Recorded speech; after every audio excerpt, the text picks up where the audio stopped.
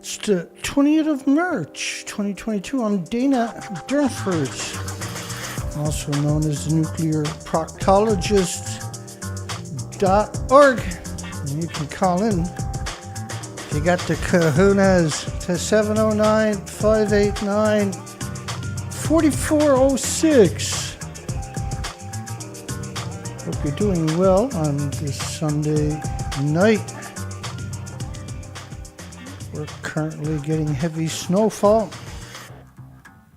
It's 10 p.m. local time.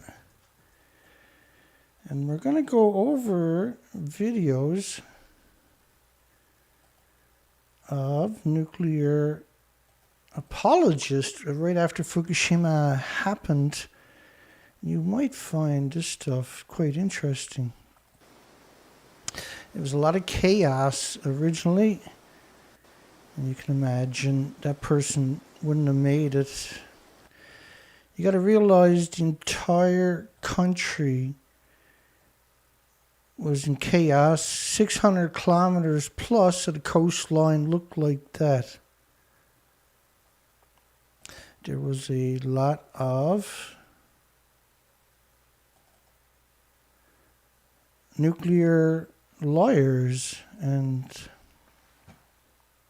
so who do we blame if not the people that lied to us and took away the opportunity for the planet to try to stop the genocide of radioactive fallout?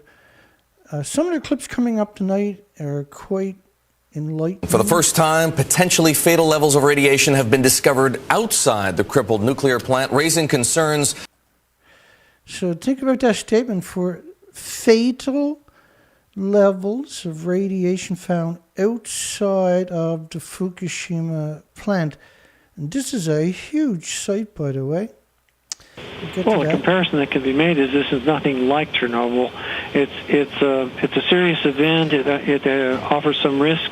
It's worse than 3 Mile Island, but it's not 1,000th as bad as Chernobyl. Chernobyl was a 200-ton reactor. Each of Japan's were almost 800 tons.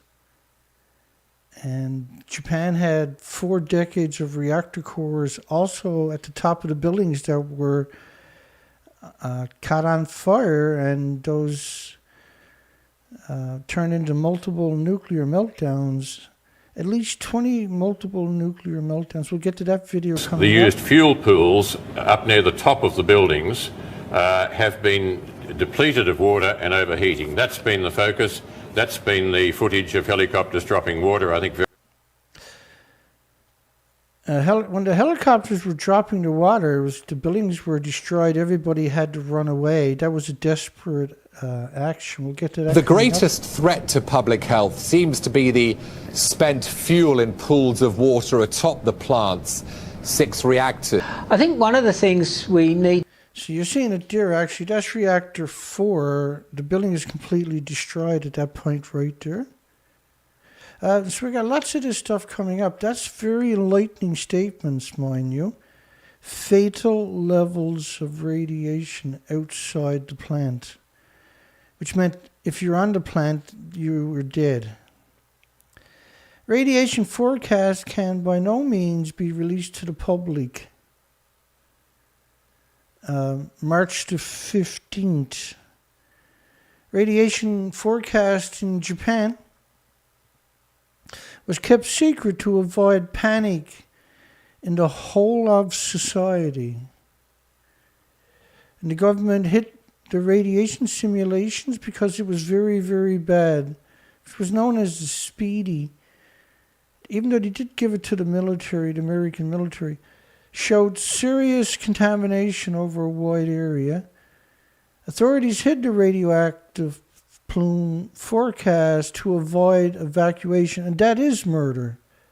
That's incredible amount of destruction. Those people, so-called authorities, are 100% murderers and criminals and should be hunted down and prosecuted. It's never too late to prosecute these monsters. These are monsters we're talking about. Japanese monsters withheld the radiation forecasts to prevent causing a panic, but that's why you have up to 100 sirens around a nuclear power plant, so people can panic and get out of the way. Officials say Japan betrayed its own people over the radiation, and that the government's actions are akin to murder. We didn't think of that, says the science minister. Really, a science minister now, who should be arrested and prosecuted and easily convicted for mass murder, for crimes against humanity. Radiation forecast withheld by the government, releasing it would cause panic. The government decided such data would be unavailable due to loss of power. Shouldn't they be arrested? So if your children's school is on fire, the principal doesn't want to call the fire department because if he's afraid he's going to lose power. Your children die in the fire. Should the principal be held accountable? Which is why we got a poll tonight. Hi everybody, hope everybody's doing well. Should downplaying the nuclear power plant's meltdowns on TV by nuclear experts be a felony crime? 2 people actually said no.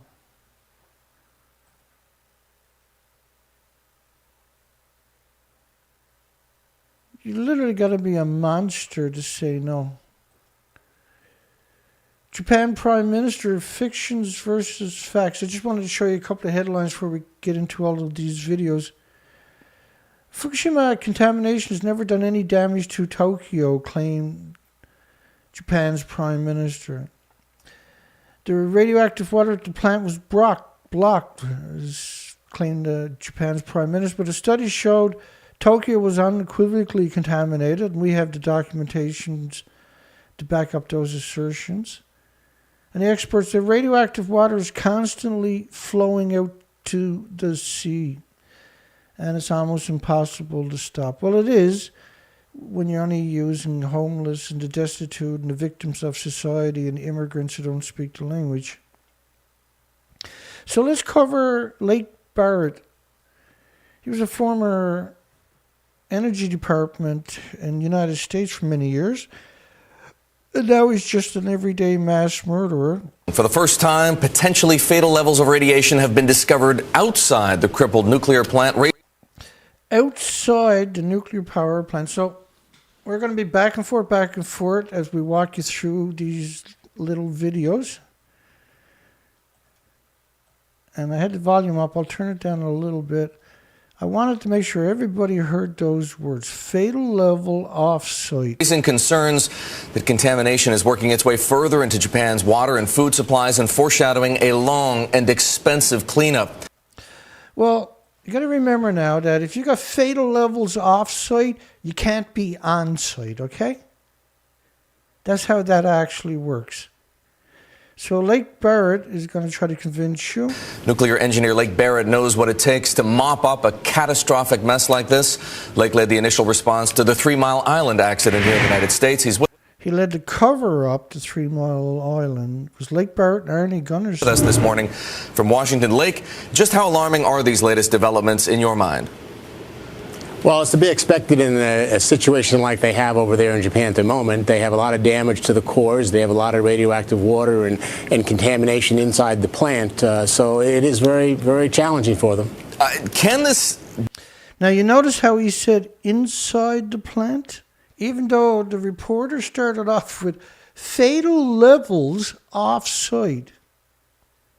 Disaster be contained? When you have water with these levels of radiation getting outside the plant, what does that mean? Well, you can never 100% contain anything in life. contain anything in life? He's a professional monster, by the way. So the majority of the radioactivity is in the cores, it is in the plant, but they have probably several million gallons of highly radioactive water in the plant, on floors in the buildings. And there is ventilation, there's not much ventilation filters in the building. So some of that slowly seeps out into the air, and they're doing their best to contain it right now. Lake, help us. Now, if you're not familiar with this subject, in my playlist is a couple of sets of videos about pictures that were released, and we flushed out 1,900 pictures in one set of videos and 738 pictures in another set or another video. And these videos were taken immediately after the nuclear meltdown. And so I'm not going to bring all that into the conversation as we're going along, but when I talk about what they're talking about as the law, is because we got the documentation, it's available on the site, and we're just looking for a future for the 8 million species and humanity. Explain just what the different kinds of radiation mean to the ecosystem and to the environment. Some of the radiation will dissipate pretty quickly, right? Where are the major concerns? Well, the iodine-131 that you hear about, that has an 8-day half-life, so that decays away fairly quickly. So that's just a short-term impact. The larger concern would be radioactive cesium-137 and strontium-90, which has longer half-lives. But that is mostly in the water. It is locally in the plant. With very sensitive instruments, you can detect it outside the plant. But as far as being a great health concern, as long as the people follow the instructions and stay out of the evacuated area, I think they should be fine from a health point of view. Lake, we're beginning to hear more about plutonium. What's the significance of plutonium in this situation? Well, plutonium is something that is more emotional than it is technical in this situation. I think the biggest concern people have is the cesium and the strontium and the iodine in the short haul. Yes, there is some plutonium in there. There's always plutonium in reactor fuel. So it makes more emotional news to talk about plutonium. All right, let's talk about some of the business, let's say, of cleaning up this operation. Can you, at this point, estimate or give us some kind of sense of what it might cost, how long it might take, how much of a burden this is going to be on the Japanese? And so he called plutonium just salacious. But plutonium is named after the devil because its reaction in your body is immediate and fatal in increments over time, and also for all species. These reactors, we've done the math, I can't remember the exact number, don't quote me, but I think it was 18,000 pounds of plutonium in the fuel pools and the reactor cores. Remember, one of the reactor 3 was plutonium, and so he just downplayed one of the most significant isotopes. These people in the Japanese economy for years to come. Well, it's a big challenge. We had a damaged core similar to what they have there at 3 Mile Island, though we had a much better situation where it was all contained within our containment building. But that took over 10 years and about $1 billion to do that here. This is a much bigger task over there. So it's going to be decades and many billions of dollars to clean it up, but it's just a large industrial catastrophe internally to the plant. It's not a health catastrophe for the country.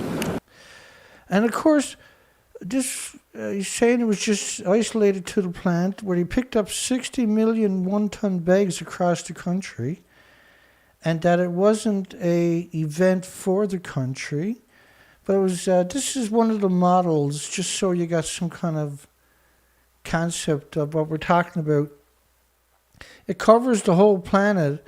This is just a 20-day model. If you let the model continue to run, it covers the rest of the planet.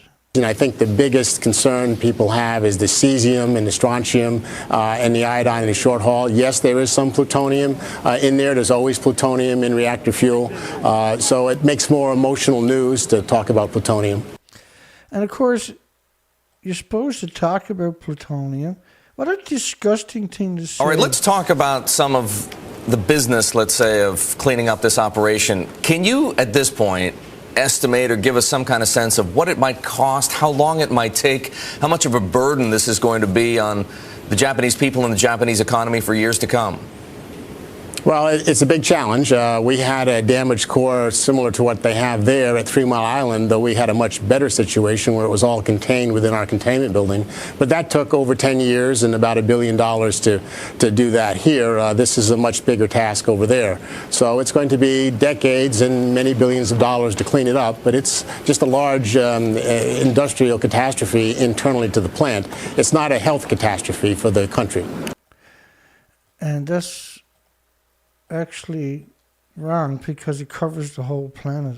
Not a health catastrophe yet, but as you point out, 3 Mile Island was totally contained within the reactor building. Here... Now, 3 Mile Island was not contained to the reactor building. They actually admit over 2 million people got irradiated, 2 million. But they said it was like watching color television for an extra year. Try wrapping your mind around that statement. They got nothing to do with each other. But think about how actually evil you got to be to publish that. Lots of stuff appears to have been exposed to the atmosphere, and radiation is finding its way already into vegetables and the Tokyo water supply. So at what point in your mind does it become a health disaster as opposed to just an operational disaster? Well, I don't think it's going to become a health disaster. I think we're on the better side now. Things are cooling down. They're getting cooling water into the reactors and the spent fuel pools. So I think we're on the better side of that. But you're going to have findings of some radioactivity. And now the fuel pools are actually gone. The fuel pools are. I'll give you a quick. So the fuel pools will be at the top of these buildings. The building that was Reactor 4 over there, it's actually gone. It's the same for Reactor 3, it's completely gone, as I'll show you coming up. And 1 and 2 lost their fuel pools also, and the common spent fuel pool, from the evidence we got. Outside for weeks ahead, so there'll be news about it. But I don't think overall it's going to be a huge health catastrophe that some people predict. So compare, if you will, this situation to what we saw take place at Chernobyl and the after effects of Chernobyl over the past 25 years. Well, I think Chernobyl was a much worse situation. That was a Soviet reactor that basically blew itself up and spread things all over the area. Right, and so Chernobyl was a single reactor. This was 4 confirmed.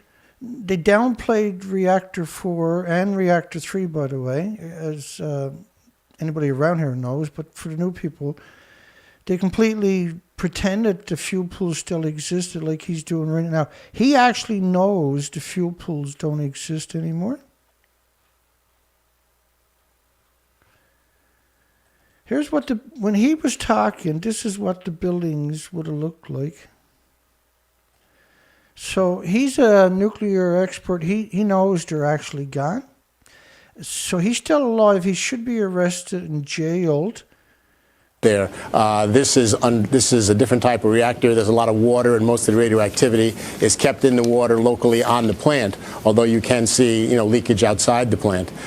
It's very hard to predict, what the future is going to be here. But I don't think we expect to see a Chernobyl-type situation there. Okay, Blake, thanks so much for joining us. It's Lake Barrett, a nuclear engineer and former deputy director of the Office of Civilian Radioactive Waste Management. So he was a very high, well-placed, key position in the American government, and he's the worst thing that ever happened to humanity. The Chernobyl reactors didn't have fuel pools at the top of the buildings. Chernobyl, you can put 4 Chernobyl reactor cores in a single building, and Chernobyl was a new reactor. It was mostly graphite. These are pure uranium and plutonium reactor cores, and decades stored in those 2 pools because they don't have a repository anywhere in Japan. New York Times exposes gleeful radiation expert trying to calm the public with bananas, like equating it with bananas. Now, for the first couple of years, I came out and literally curb stomped everybody that said the word bananas with a personal attack. Felt like a Wizard of Oz effort to distract from the fuel rods behind the curtains. This is Ken Brockman, former director of nuclear installation safety at the International Atomic Energy Agency. Take it away, Ken. In Japan today, workers are still trying to cool down the fuel rods that are at the damaged nuclear power plant. Now, that would improve the odds of averting a meltdown. Joining us now is Ken Brockman. He works with the U.S. and other countries on nuclear safety. He used to do the same thing for the IAEA. He was part of the agency's team that won the Nobel Peace Prize back in 2005. He is joining us from Imagine that the International Atomic Energy Agency, which is United Nations, 193 militaries, and one of their subsidies, won a Nobel Peace Prize. That's all about trying to give these people credits. And so when you have an event, they roll out the happy murderer. Atlanta. Ken, so glad to have you with us this morning. You've said in the past that the key thing here is that this is not another Chernobyl. Of course, that was ranked a level 7, but we do have authorities saying that the situation right now in Japan is now a 5. So this claim that it's not a Chernobyl, when you had 4 reactor buildings visibly destroyed, that qualifies as a genocide. However, we're hearing of some problems with a reactor pool, that it may have a crack or a hole. This is going to prevent any sort of cooling efforts. Is that right? This is correct. The spent fuel pool in which the spent nuclear fuel is kept underwater. And this water provides both protection from the radiation in that it's shielding, and it helps contain any releases that could occur. So this will be a challenge for our Japanese colleagues. Now, what she said was you had a hole in the fuel pool. The fuel pools are at the top of these reactor buildings. You have no containment, and you can't. Once you start losing the water, the fuel catches fire, it releases hydrogen gas. Hydrogen gas created 2 ways: from the nuclear meltdown, leaving the containment vessel, or from the fuel pool starting to go dry and zirconium cladding of the fuel catches fire when it's exposed to oxygen. Spent fuels themselves don't have any containment vessels, right? Only the reactors themselves. So I'm just taking the inference here. I mean, if this is true, water can't be added. This means radioactive particles and gases can just spew more easily into the environment, right? Well, this would be true if in fact the fuel is breached, which would occur if it overheats. Then that could occur. And so you were looking at reactor 4 completely destroyed in the background as they're saying that. The fuel pools visibly are gone. Keep enough water on it, either. So he's saying put water on a fuel pool that in the video they're showing doesn't even exist. It's shocking, really, isn't it? It's horrific. As a spray or as recovering the fuel pool level to keep it cool so that it does not breach. Ken, what are the choices? I mean, if this spent fuel cooling pool needs to be patched up, I mean, what can be done? Well, one of the key things that I think they'll have available for them is the use of robotics. In many areas in nuclear facilities where there are high radiation levels, they've pretty well perfected the use of robotics to be able to go in there and make repairs. Now, this is absurdness because there were pictures they were showing you clearly showed. I'll show you what it looked like while he was talking. Try drop. There's nothing there to send a robot into, and after 11 years, they still have no robots that can exist. And I was always offended when I heard the words robot. Even today, I get offended when I hear they're going to send in robots. It's about tricking and deceiving. It's 100%, excuse me, about deception. I am quite sure that Japan will be looking at if there's a leak, identifying where it is, and using a robot to go in there to effect repairs. Because the idea is obviously no. Look at the picture they're showing you. The robot's going to go in there and fix it. He's from the, he used to be from the IAEA. It's just this incredible contempt to get up on TV and say that there really should be laws to protect the 8 million species and the people on the planet from these monsters. There should be a repercussion for disarming the population. So the population listens to him. So, well, he used to work for the IAEA. I guess we got nothing to worry about.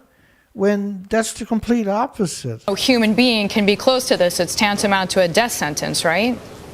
Well, the radiation levels, if in fact the fuel is uncovered, would be such that you would not want to put a human in the immediate vicinity. That's correct. Again, he refuses to acknowledge the simple question she asked him. It would be fatal. Well, you wouldn't want to put a human there. This is not somebody you should be proud of if you're his family. It's somebody you should be ashamed of. What kind of rating? I mean, not that we're more concerned about ratings, but if this breaks down, if this becomes the worst case scenario, then does in fact the situation become another Chernobyl? Does it become another level 7 disaster? Well, the key thing with the Chernobyl disaster. So he's shown you reactor 4 and 3 in last minute or so. These reactors, each of these reactors are multiple Chernobyls. Just the reactor cores are equal to at least 4 Chernobyls, but they're pure uranium, pure plutonium at this plant. That's not what Chernobyl was, graphite, see? This is way more volatile, so this is infinitely more. But at the top of the buildings were decades of reactor cores. It's no different than a reactor core that's running and once it catches fire and goes into a meltdown.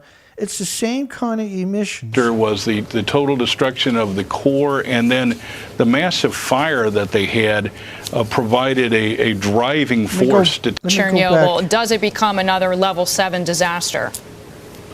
Well, the key thing with the Chernobyl disaster was the total destruction of the core, and then the massive fire that they had provided a driving force to take all of the radionuclides and send them way up into the atmosphere where they were distributed around the world. We still do not have that type of a driving force at the current stage. The impact of the radioactive contamination would be relatively local. So he's saying the plume hasn't left the plant, let alone the country. I think it's outrageous. I really do, that people like that are allowed to exist on our planet, let alone TV.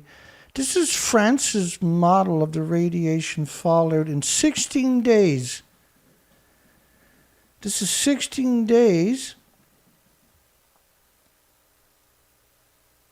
The 26th. So you're seeing radiation covering the entire planet, which is an accurate model, and we do have the numbers from right around the entire planet. And there was absurd numbers in North America, say 220 million iodine 129 atoms per liter of rainfall. It would also have 20 million iodine 131s per liter. There was 450,000 atomic decays per square meter of xenon-133. There was sulfur peroxide, hydrogen buckyballs that were absurd numbers. It's just the planet never had a chance. See, you had a chance to do something, but none of these people, no nuclear scientists, no academics, no nuclear experts, nuclear companies, or nuclear universities ever went to Fukushima. What they decided to do was come out and lie to you and pretend it wasn't happening. And because of that, we lose all the species on the planet. certainly, if this occurred, it would probably go up another notch to 6. So he's saying that if you had major releases from Fukushima, it would be on a level 6. They're still, at this stage, they're refusing to call it a 7, despite the plumes covering the entire planet with radioactive fallout. I'll move the model ahead. That's infinitely worse than Chernobyl. Don't get me wrong, Chernobyl was brutal. Over 3 million children with disabilities because of Chernobyl. According to Kofi Annan in 2002 at the United Nations podium. And certainly if this occurred, it would probably go up another notch to 6. We would have to see what happened after that as to whether it went further. Ken, thanks so much for the time. Ken Brockman joining us there. He is a former director of nuclear installation safety at the IAEA in Vienna. Alaska refused to test radiation levels in the fish and says a banana is riskier. When you hear the word banana equated with anthropogenic man-made radiation, you're actually listening to a monster, an actual goblin, an actual demon, an actual criminal, an actual murderer. Business slows at the fish market on radiation fears in Tokyo. There's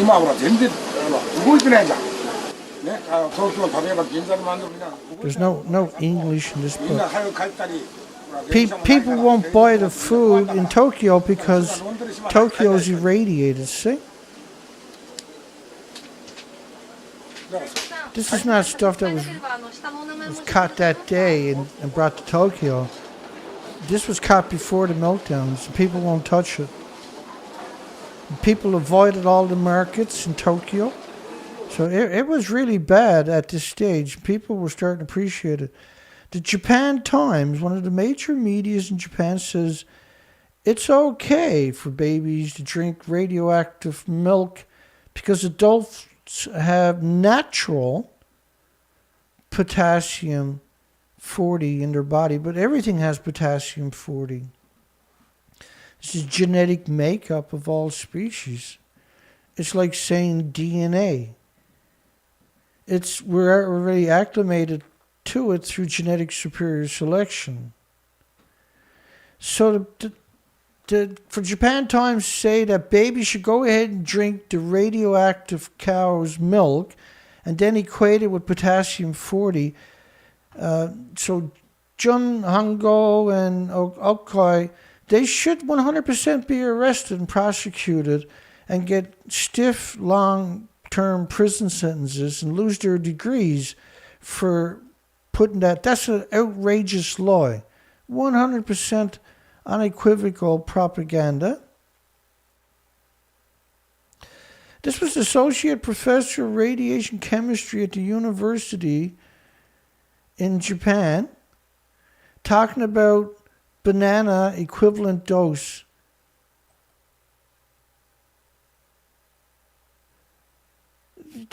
They got nothing whatsoever to do with each other. At what point is this unacceptable? Is it okay? Is that considered normal? Do you go to the media to be shit on and vomited on with propaganda? Is that why you have a media, so they can shit on you and vomit on you with lies and deception? Bloomberg's Stuart Biggs speaks from the airport in Sendai, Japan. Yes, last night we were talking to people in Fukushima, which is about 60 to 70 kilometers away from the reactor, and they're saying that the radiation the issue is really halting or at least obstructing relief efforts to the north of the country. So they're saying that there's so much radiation fallout that first responders can't get near the places to rescue people. We spoke to social workers that said Japan has experience with dealing with earthquakes and tsunamis, but the nuclear issue provides an unknown that is complicating the relief efforts. When you say it's complicating the relief efforts, that's simply because people don't want to. Now they're showing you older pictures before the explosion. Go outside because of the potential for radiation. That's right. There's people who don't want to leave their homes, and also the ones who have left their homes, they're in evacuation centres, and that makes them, it makes them difficult to contact for their relatives and things like that. I'm standing right now at Sendai Airport, which has been almost, at least the ground level has been almost completely destroyed. The tsunami wave ripped through here. And the worms 60 miles away from the reactors in 2012, their excrement was 1.4 million becquerels a kilogram. And traveled about 4 kilometers inland. Which means everything grown in the ground is incredibly radioactive. And before, obviously, being sucked out into the ocean, dragging countless cars and parts of houses, and they're all wrapped around the steel structure of the airport here. It's a scene of complete devastation. Stuart, obviously, people are dealing with this devastation, but they're also dealing with the fear of the impact of this radiation that is being released into the atmosphere. What is the fear level like amongst the people that you're speaking with? Yeah, when I was driving north last night, we saw an enormous number of cars driving south towards Tokyo, and at one point we drove for about an hour with an uninterrupted stream of cars going the other way. So I think this nuclear radiation issue is certainly becoming a problem. The people we've talked to say they're not sure what the reports mean. There's some differences between what the electrical company is saying that runs the plant and what the government is saying. And I think it's leading to some confusion up here. And some people are choosing to stay, and some people are obviously choosing that they don't know clearly the risk, and I think they think that it's better to leave the area. So he's talking about panic, people trying to escape the radiation is what he's talking about. Where they were driving one way and the traffic for a full hour coming towards them were people fleeing radiation. Just startling revelations, incredible. PBS frontline Miles O'Brien, the one-armed bandit, cheeseburgers and fries is a bigger risk than radiation. He said that Japan's 20 millisieverts, 20,000 microsieverts per hour. Now, they're talking a year. In this environment, you're getting that every day. For evacuations, extremely low, 4 times higher, which is 4 times higher than Chernobyl. So they kept raising the limits before you can evacuate, is what that's talking about. Gadomski, Energy Finance. This is Chris Gadomski. Let's listen to what he's got to say. I think there's a few honest people. With us this morning to analyze the situation at Fukushima and the prospects for success is Chris Gadomski. He's the lead nuclear analyst at the Bloomberg division that covers energy markets, Bloomberg New Energy Finance. Doesn't that look like a weasel? Really, doesn't that look like a weasel to you? Well, he's going to sound like one, too. Chris, thanks very much for joining us this early in the morning, because you've been on Bloomberg Television a whole lot these past few days, understandably. Let's start with the controversy. Yesterday, Greg Jaczko says the situation is much worse than most people are telling us. U.S. citizens should remain at least 50 miles away from the reactor, a whole lot different from what Japanese are hearing from Tokyo Electric and the Japanese government. In your estimation, who's more right? Is Greg Jaczko right that the situation is worse than we thought? I think so. I have been speaking to nuclear power plant operators from the West Coast and got a briefing from them late last night, and was sort of discouraged by the news that I heard from them, saying that the situation is perhaps more complicated, more dire than we had anticipated. Remember, what we were hoping to accomplish was to hook up the additional power line to restore power, and by restoring power, to get the cooling process back under control. So right now we're having to do that all by hand, either by helicopter or by fire truck. Exactly. So when they hook up the electrical power line, hopefully the next step is that the pumps that are there are going to work correctly.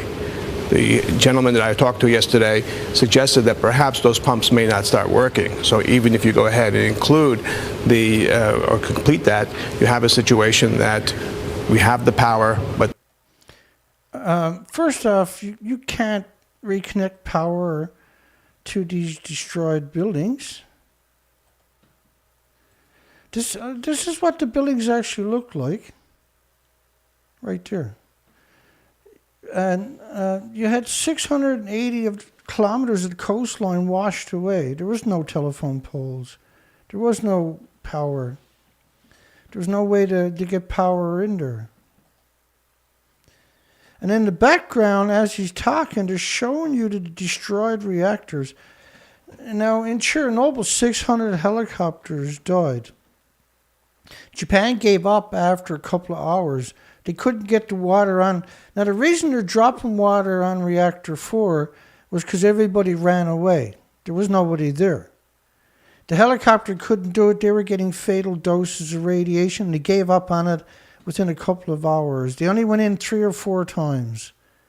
There was no... See, the reason they pulled them out, because there actually was no fuel pool. They knew that. They flew over trying to drop water on, and they said, well, there's no fuel pool. Why sacrifice everybody's life for the sake of the public relations?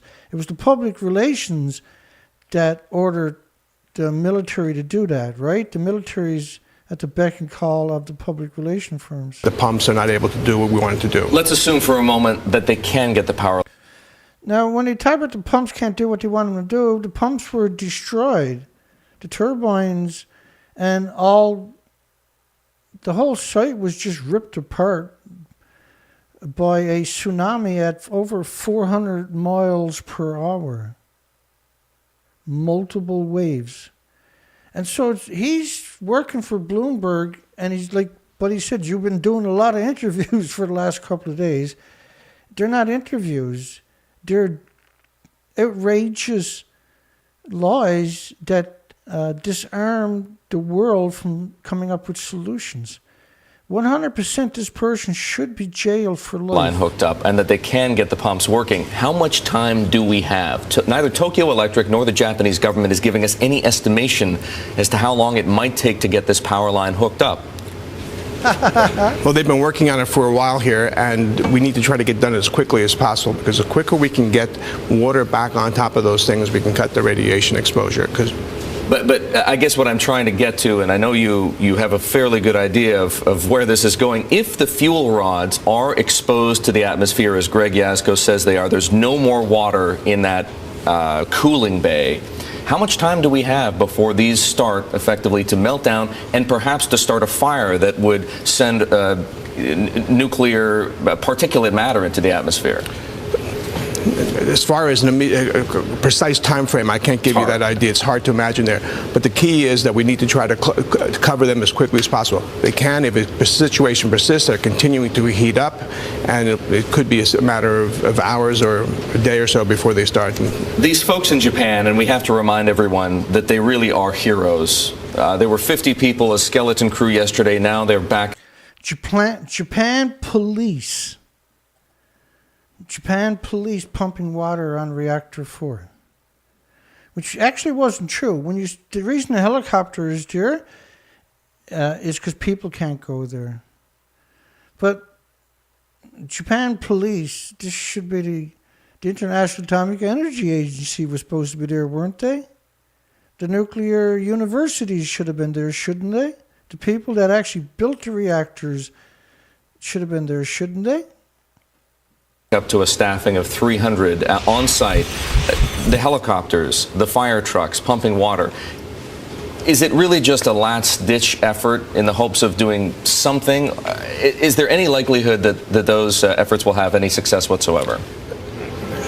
The situation was described, the efforts to go ahead and use helicopters was described to me as desperate.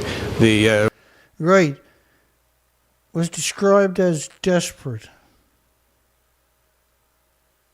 As desperate.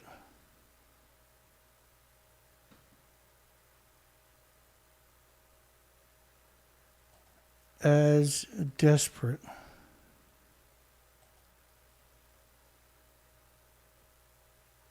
We play the rest of that. Russians tried to do that in Chernobyl, and with lead too, not just water. And it wasn't successful. It didn't work for them. So it's a valiant effort. We admire them. There's lead shielding underneath those helicopters. I understand they're limited to exposure for 45 minutes, but it's something that's very, very serious for them.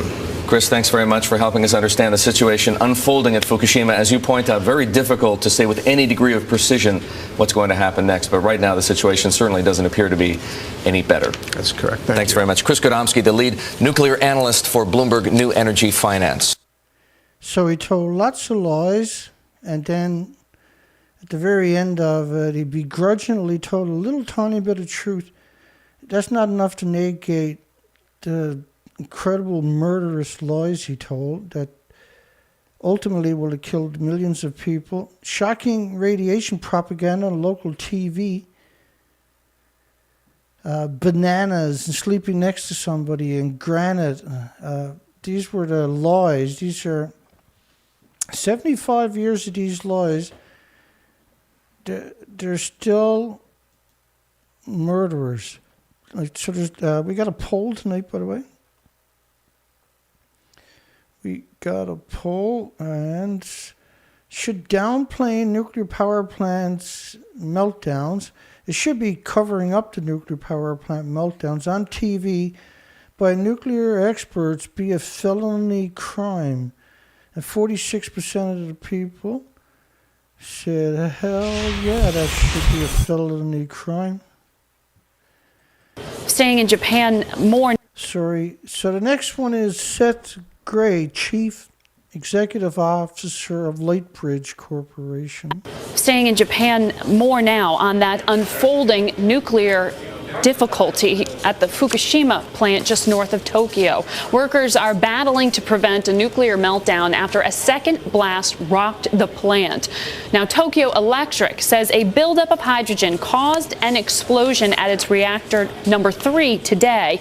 For more on just what could happen next, what has happened, we're joined by Seth Gray. He's CEO of Lightbridge, which is a nuclear energy consulting firm. His firm actually just visited some plants in Japan. Seth, I want to rely on your expertise here to make sense of exactly what is happening at these reactors right now. Meltdown sounds scary. What does it actually mean?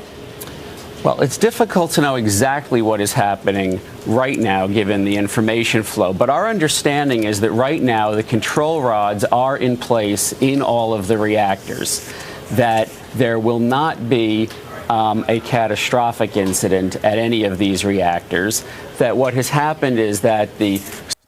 And so when he says there's not going to be a catastrophic event, there was already a catastrophe. They're actually showing you the explosion. That's the catastrophic event. It's just... how is this even possible?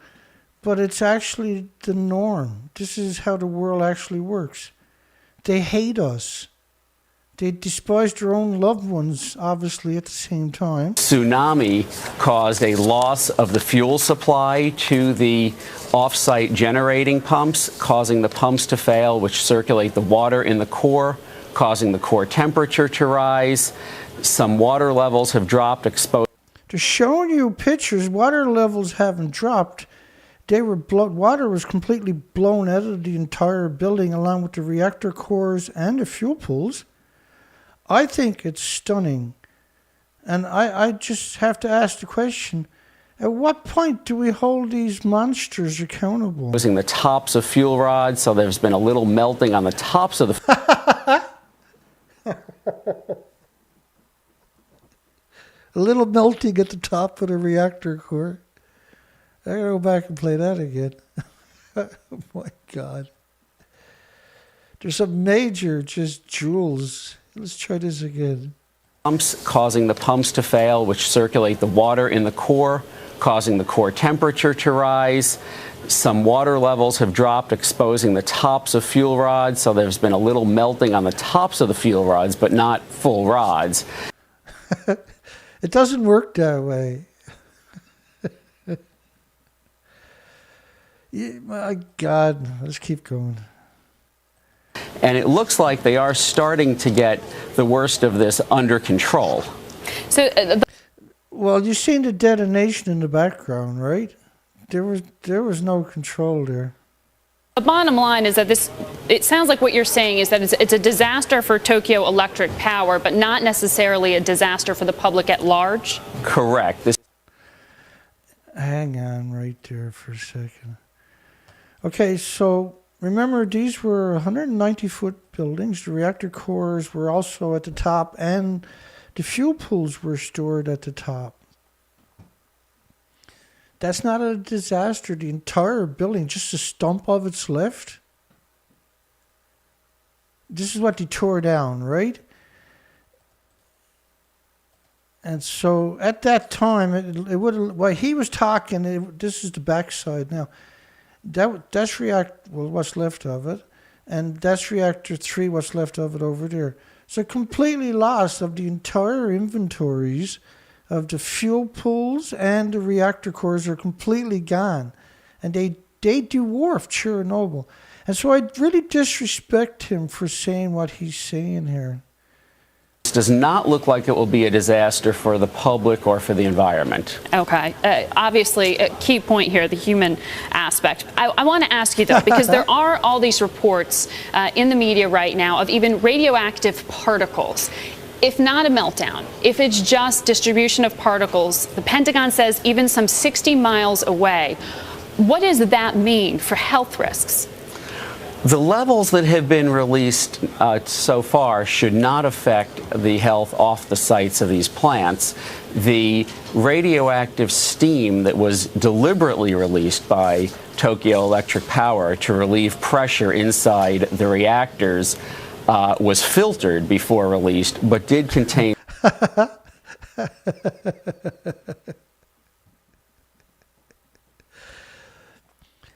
These are animals, eh? So you're saying there was no releases off-site, there was no radiation fallout? My goodness, eh? Actual goblins. Actual goblins. Let's challenge that one. We can do this pretty quickly.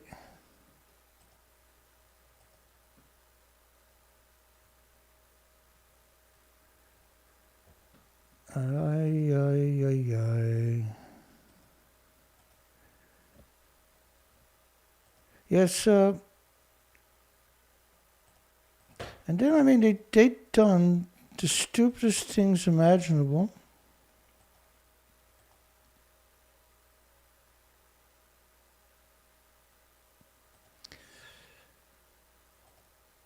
Just hang on here. The problem is I got so much great information. And this is what I'm going to bring you right now.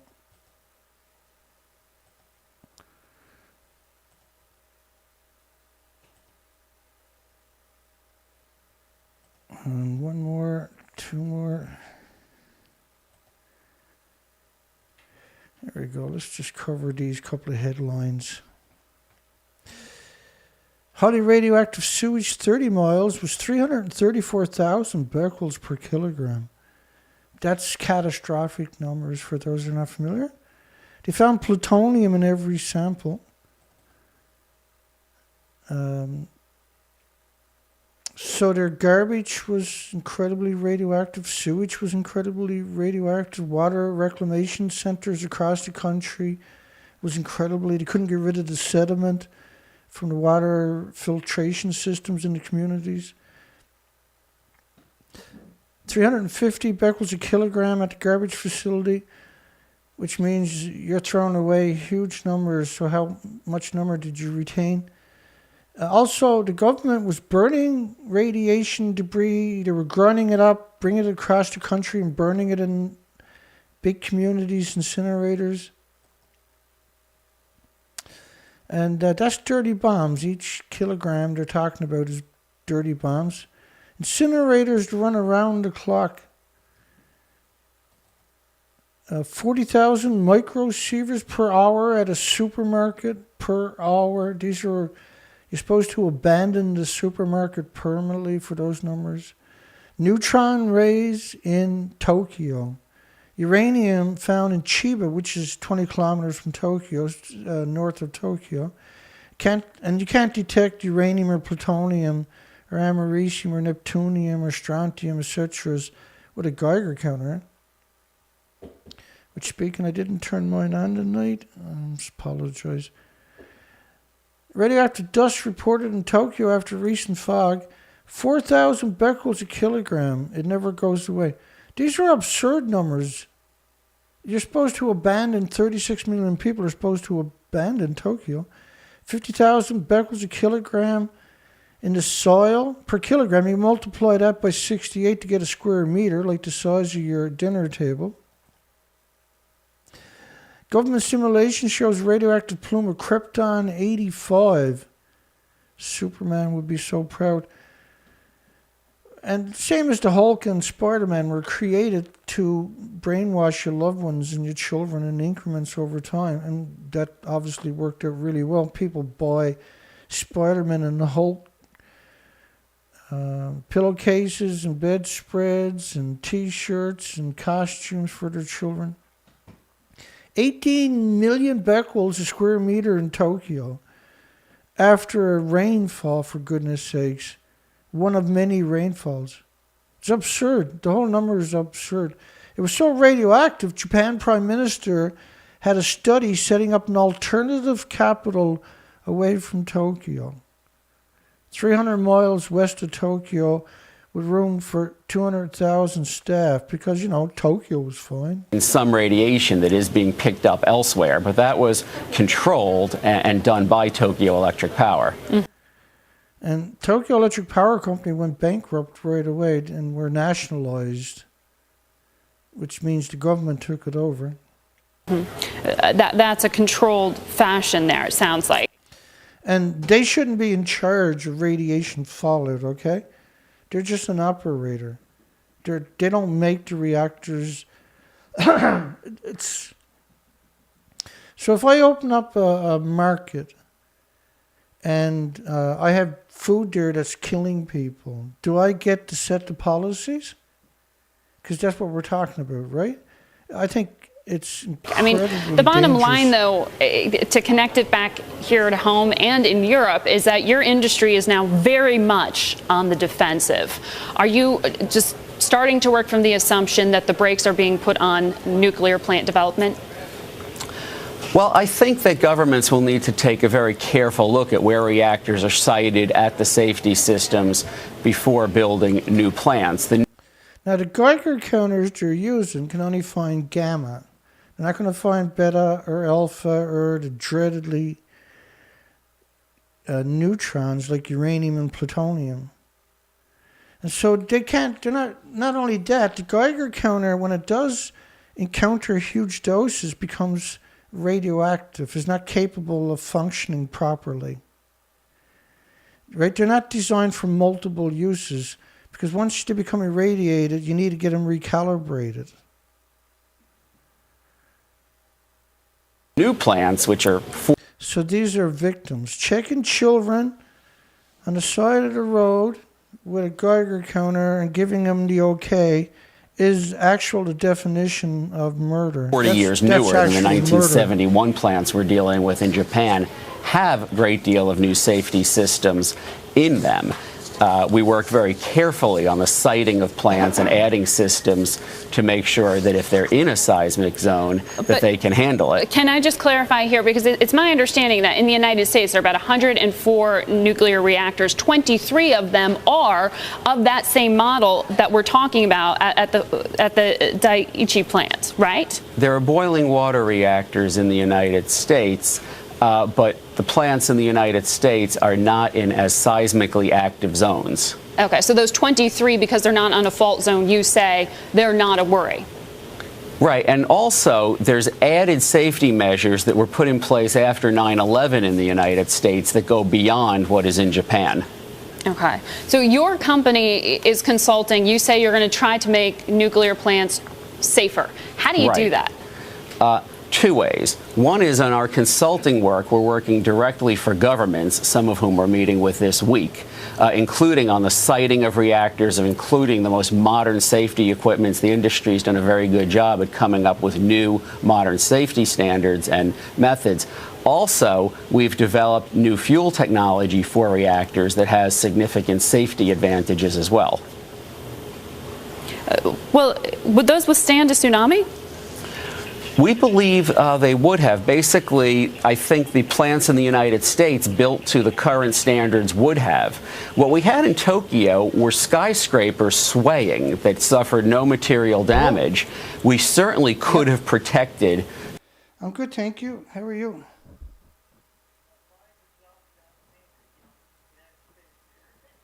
Oh yeah, were you calling in to get on the show or something?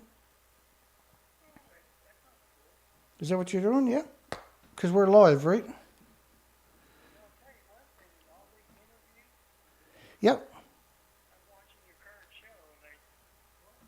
You ever bothered to mention in all those interviews? Right. They never bothered to mention the earthquake that damaged the reactors. No one brought it up. I mean, they were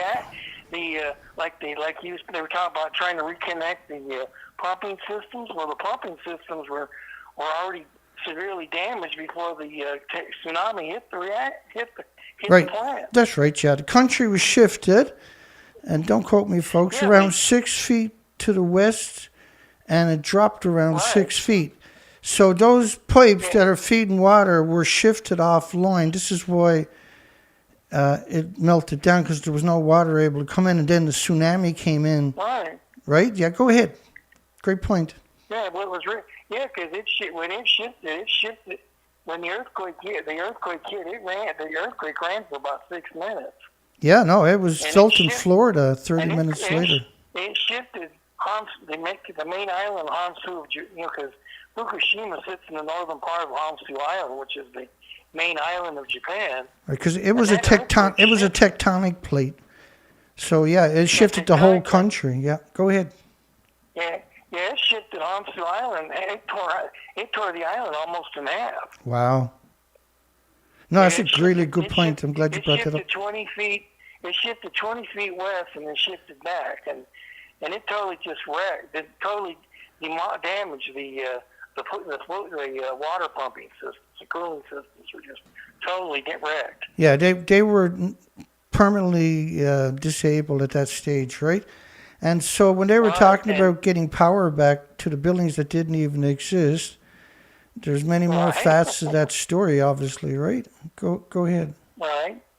And when you show in your maps, with the spread of the radiation, right. The Norwegian map and the French map, those spreads are just based on the action of one reactor. That's right. And these maps are actually based on venting.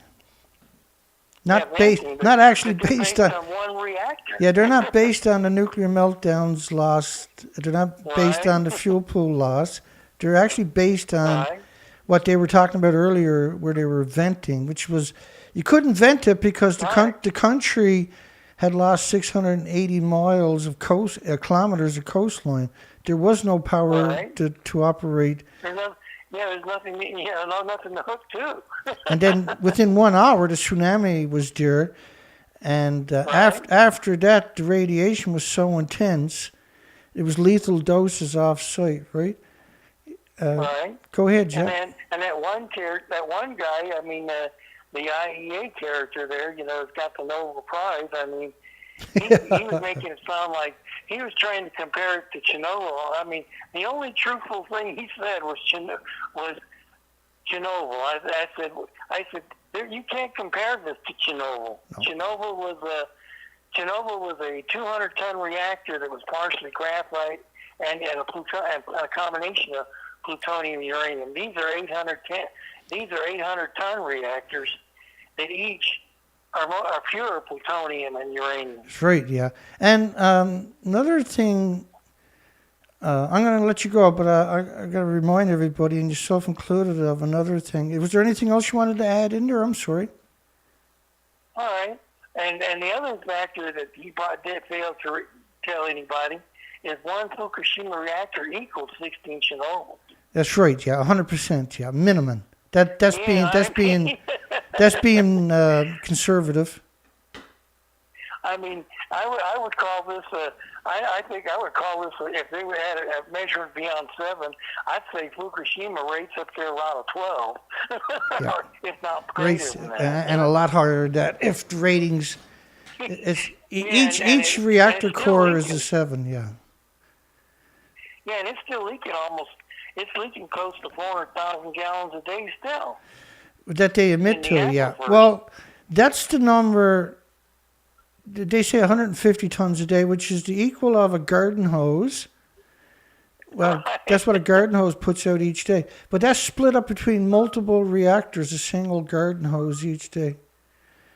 Yeah, they're trying to, I mean, when they talk about 150 tons, Dana, they're talking per reactor. They're not telling you about per reactor. No, they're just... And they're not talking about the aquifer that the reactors blew into 500 feet beneath.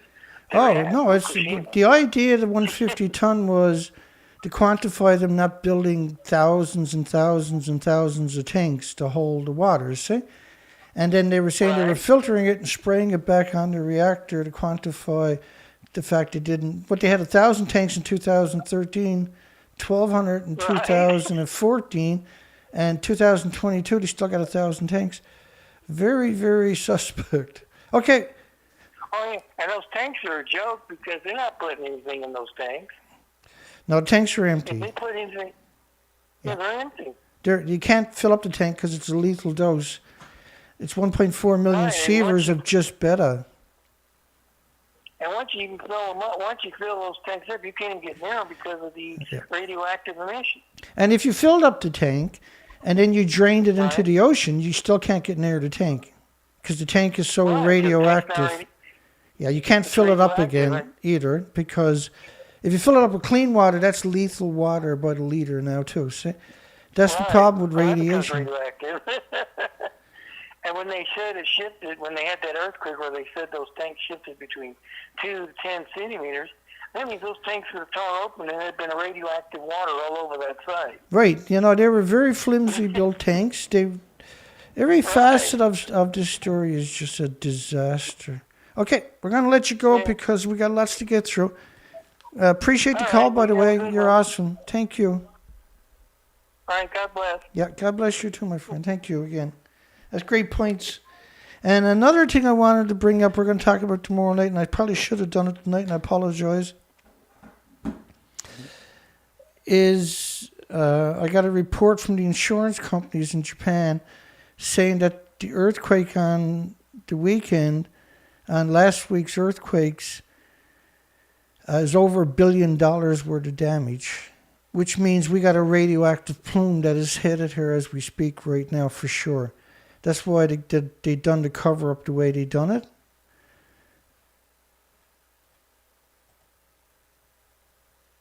What have I got down here?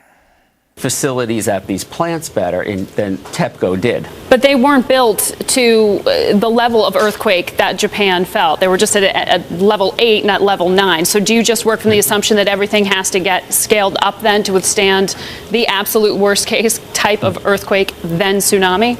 That has been our company's assumption. That has been what we've been doing in our consulting work. Yes, our position is that these plants should have been built to a higher standard.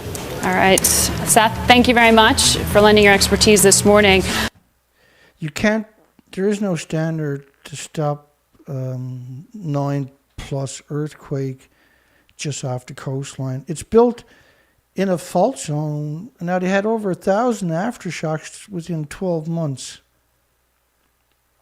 In the first week, they had hundreds of major aftershocks, which what that does is it knocks loose stuff down onto the melting reactor cores, and because they're burning at such high temperatures, that stuff is atomized and aerosoled and ionized and radiated and distributed in fine particulates all around the planet in increments over a week or two.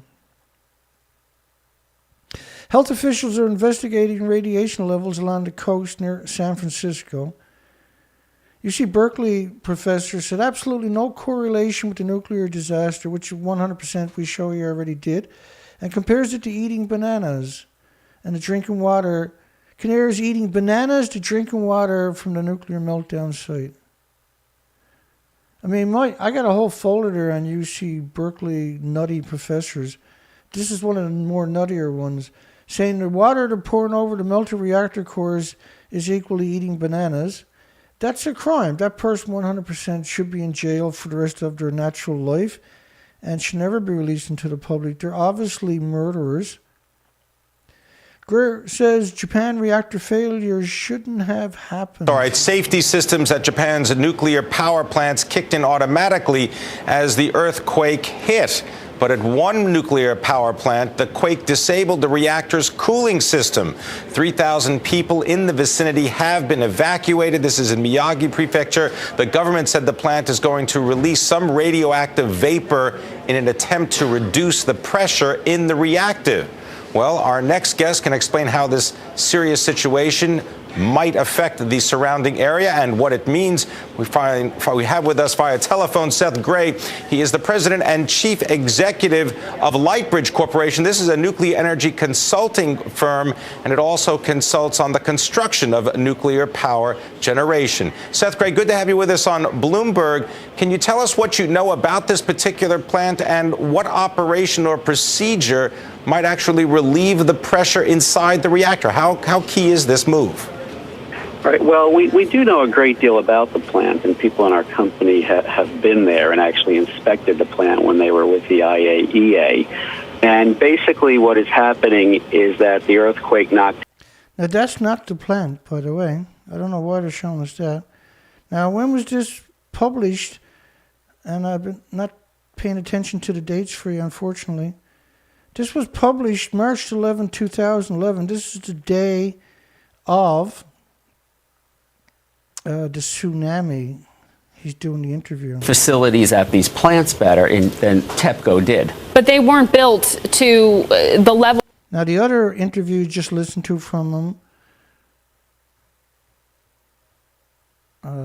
was this one here, was on the 14th, 3 days later.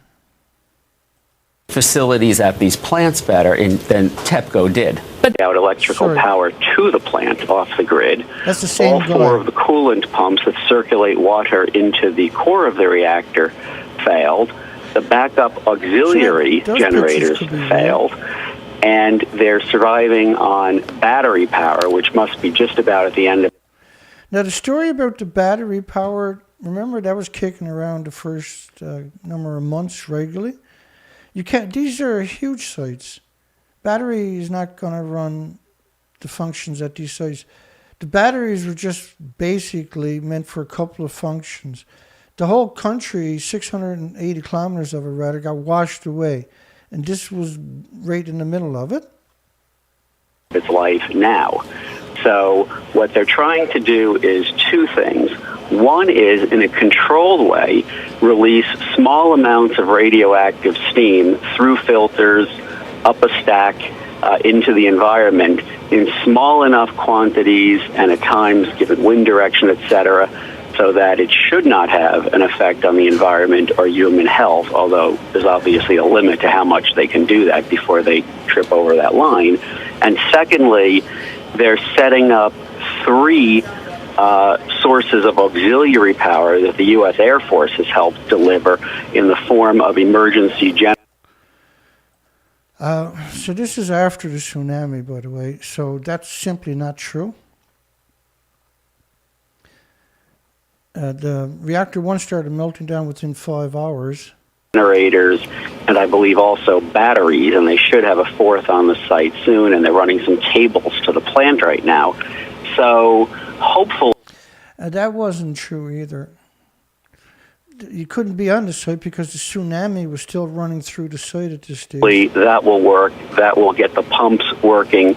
And that's not Fukushima site you're looking at. Put cooler water into the reactor, taking out the hotter water that is in there, and end the situation. At least that's how they're trying to handle it now.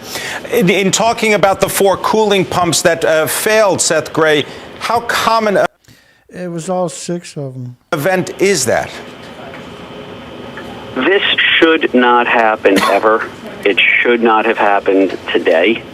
This sounds to me like some sort of a common mode failure or some problem that was common throughout the backup systems that should have been truly independent and redundant so that you wouldn't have a failure like this all at once. And I'm sure that investigations will turn up exactly what the issue is.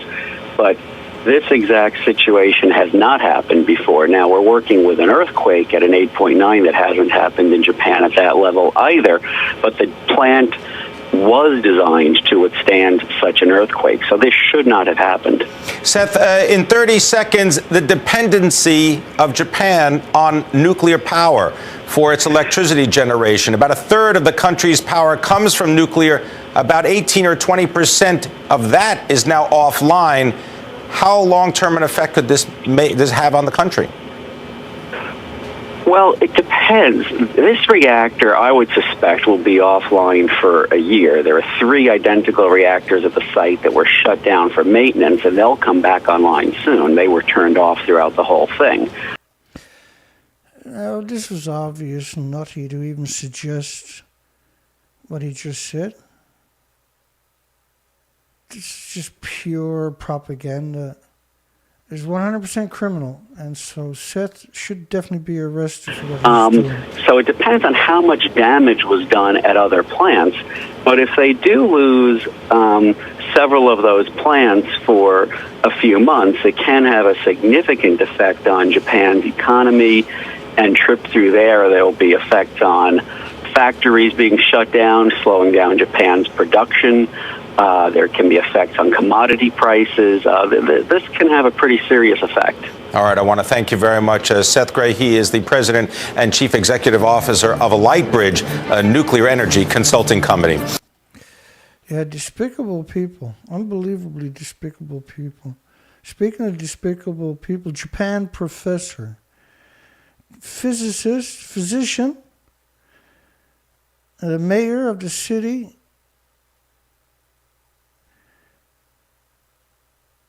children should not be allowed to live on the contaminated territory, weakens children's immune systems, and severely harms their health. Children are a lot more vulnerable to radiation than adults. I want to repeat once again, the children should be relocated to a clean, radiation-free area, at least temporarily. But a Japan professor said pregnant women gets a free new house if they move back into the nuclear wasteland. And the mayor, and who's also a physician, said children are being severely harmed, must be evacuated.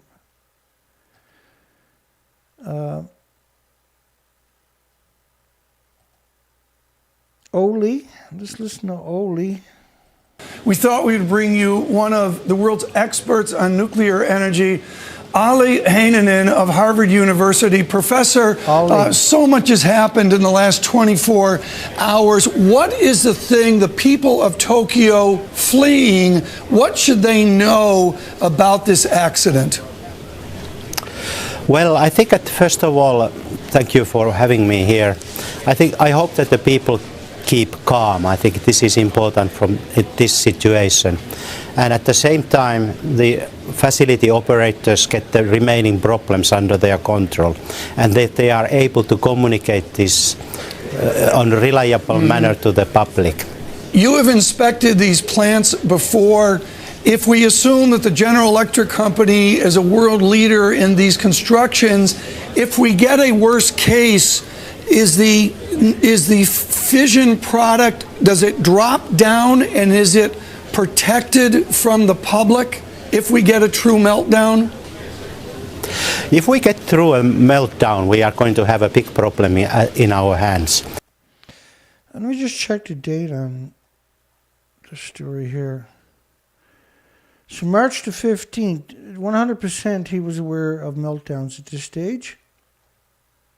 100%. So shame on. And I hope that we can still avoid it because they have this emergency cooling arrangements there. But this depends from many factors. One of the problems are the aftershocks, as we heard. They may disable some of the vital functions still. But today we have also good news because they are able to restore better electricity in Fukushima, so the combat by these heroic operators is easier. I notice that people in Hawaii are buying iodine tablets. Is the cesium and the iodine radiation, is it something we need to fear? Obviously, the brave people at those facilities need to fear the radiation. Should we be taking preventative actions, those of us that feel with the wind that we could be threatened by the radiation? I don't think we should yet go in the US that far, I would say, and we have here good radiation protection authorities and we should follow their recommendations rather than get into a panic. And so this is 2011 material that we're going over for anybody that's confused. And you were supposed to take pills, but they only help stop your thyroid from getting overloaded with pure emitters. And what happens is iodines and all gamma will go into your thyroid, not just iodine, cesium also goes into your thyroid. And your body makes hormones with the elements in your thyroids. And hormones control all the functions and growth and everything else of your body. And so then you have radioactive hormones being converted, or radiation being converted into radioactive hormones. So you have radioactive hormones distributed throughout the bodies of insects and birds and animals and mammals and humans. It's 100% going to end in a catastrophe, and this is what we're seeing. This was one of the catalysts. This also, the amount we're talking about, sterilized the majority of the insects and species on this planet in the first couple of years. And so after a few years, there was none left to reproduce quite a lot of different species. And I hope that we can still avoid it because they have this emergency cooling arrangements there. But this depends from many factors. One of the problems are the aftershocks, as we heard. They may disable some of the vital functions still. But today we have also good news because they are able to restore better electricity in Fukushima, so the combat by these heroic operators is easier. Now, they absolutely unequivocally did not have power back anywhere in that part of the country, period. And so a terrible person to say stuff like that. I notice that people in Hawaii are buying iodine tablets. Is the cesium and the iodine radiation, is it something we need to fear? Obviously, the brave people at those facilities need to fear the radiation. Should we be taking preventative actions, those of us that feel with the wind that we could be threatened by the radiation?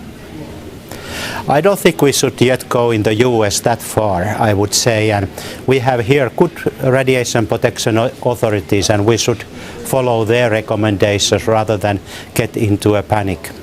It's not a panic, that's being smart.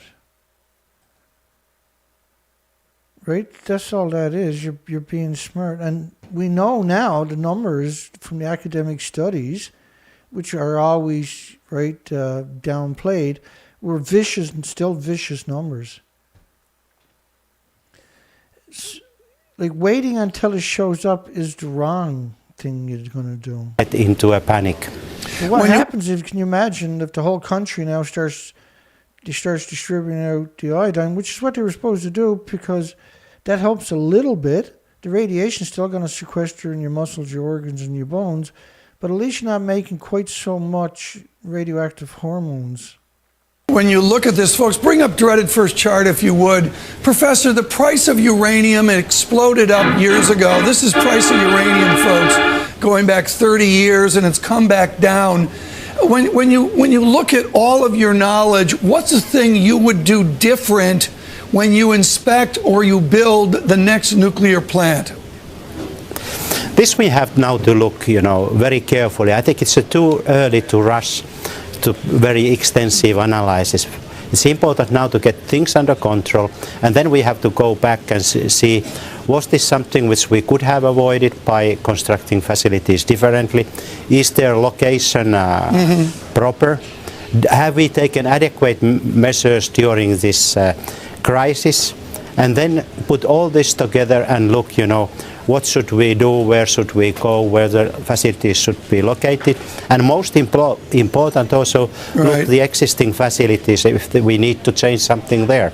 Professor, thank you so much. Ali Heinonen, folks, thrilled to have him on from the Balfour Institute, Harvard University. Harvard University. So this was 2011 original news reports, and we decided to come out and challenge this, because I gathered this up a few years ago but never ever got the video done, right? So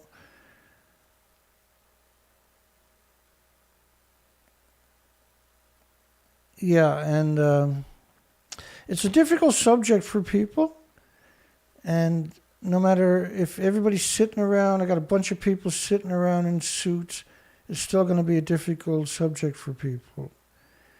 And what I do is I bring you the documentation typically. It's a lot of work. And tonight we're doing the videos. We're just showing you the propaganda machine was a death blow for the planet. Reactor 3 melted earlier than reported. Most people don't know it, but Reactor 1 melted down in 5 hours. We almost lost 1/3 of the nation due to Fukushima. Well, you did. The numbers right across the country are catastrophic. The infant mortality, the cancer rates were 860,000 excess cancers in the first year by 2012 compared to any other year. It was an increase of 860,000 cancers. And cancer is latent. Cancer is usually the last one to show up. There's 1,800 other illnesses. And that we see 14.2% out of 100,000 neonates and infants need open heart surgery. These are, you're talking 14,200 children need open heart surgery because of congenital malformations and being poisoned by the radiation. They have holes in their hearts. Hore-Lacy again, March the 14th, 2012. And the next video will be March the 18th. So I got these in order. So this is the first interview they done with the disgusting Hore-Lacy, who is with the World Nuclear Association, who I've called out several thousand times over the years. Alongside me is Ian Hore-Lacy, Director of Public Communications at the World Nuclear Association. Thank you so much for coming in, Ian. Just watch that. Watch his face again. That's a weasel. She's talking now.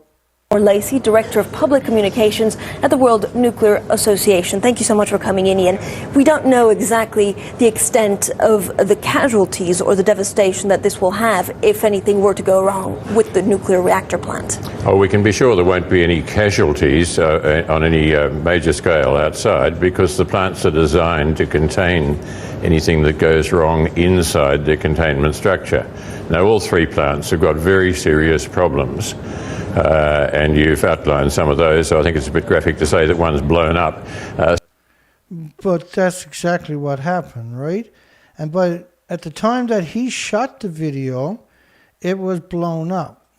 And as the World Nuclear Association, he would have had access to that picture there. So he says that's salacious for her to talk about blowing up. Containment structure. Now, all three plants have got very serious problems, and you've outlined some of those, so I think it's a bit graphic to say that one's blown up. Now, there is a problem I got to warn you about taking iodine, but not nasal iodine, that's okay. But the iodate for radiation is pure iodine. That's dangerous to take without proper instructions, because you're overdosing on iodine basically if you take too much. Certainly there's been a hydrogen explosion in a second reactor in number 3. But But not nasal iodine like Shayla is talking about. Hi Shayla, in the comments section that time. I just wanted to clarify. There's the big difference between what Shayla is talking about and pure iodine that you would normally take in an emergency. See, one is a healthy iodine, the other one's an emergency where you're going to saturate in desperation your iodine. Been a hydrogen explosion in a second reactor in number 3. But it's the case, so it's not actually it's inside. in the building. It's not inside the reactor at all. It's inside the reactor building. So he's saying the detonation at Reactor 3 was inside the building. It's just surreal that people like him exist. This is what's left of the building, so obviously it wasn't inside the building. I got better pictures of Reactor 3. Here's what Reactor 3 looked like when he said it wasn't inside the reactor. It was just a shell. The reactors are at the top of the building along with the fuel pools. That's what's left of Reactor 3. That's complete destruction. So he unequivocally should be in jail for the rest of his natural life. He probably should get the death penalty for what he'd done. In the same as number 1, which had no public health significance at all, although it's probably damaged the reactor quite seriously, you know, the ancillary services, and no doubt the same will be true in number 3. And then they're showing the footage of destroyed buildings, but they're very blurred, right? When you say that there were no casualties, they've evacuated 20 kilometers next to this nuclear power plant, but you believe that actually whatever happens, even if we see some very strong aftershocks, the problem won't spread, or there's not going to be contamination? Yes, I'm sure of that. And of course, he was sure of that. My goodness, eh?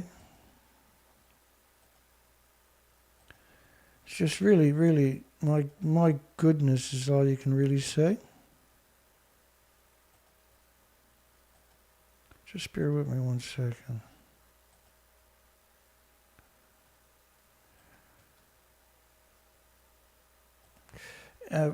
Now, it came out what really happened was 1, 3, and 4 may have caused the inventory of nuclear rods to be lost from the spent fuel pool. They were actually ejected out of the building. What a horrible person he is. And I'm sure that the people who haven't been evacuated, namely the operators of the plants, are also fairly sure of it. And I doubt... No, they all ran away because the helicopters couldn't even stay there. How could people? If any of them are too nervous about their long-term retirement prospects. But the government obviously is being very conservative in ordering this evacuation, and properly so.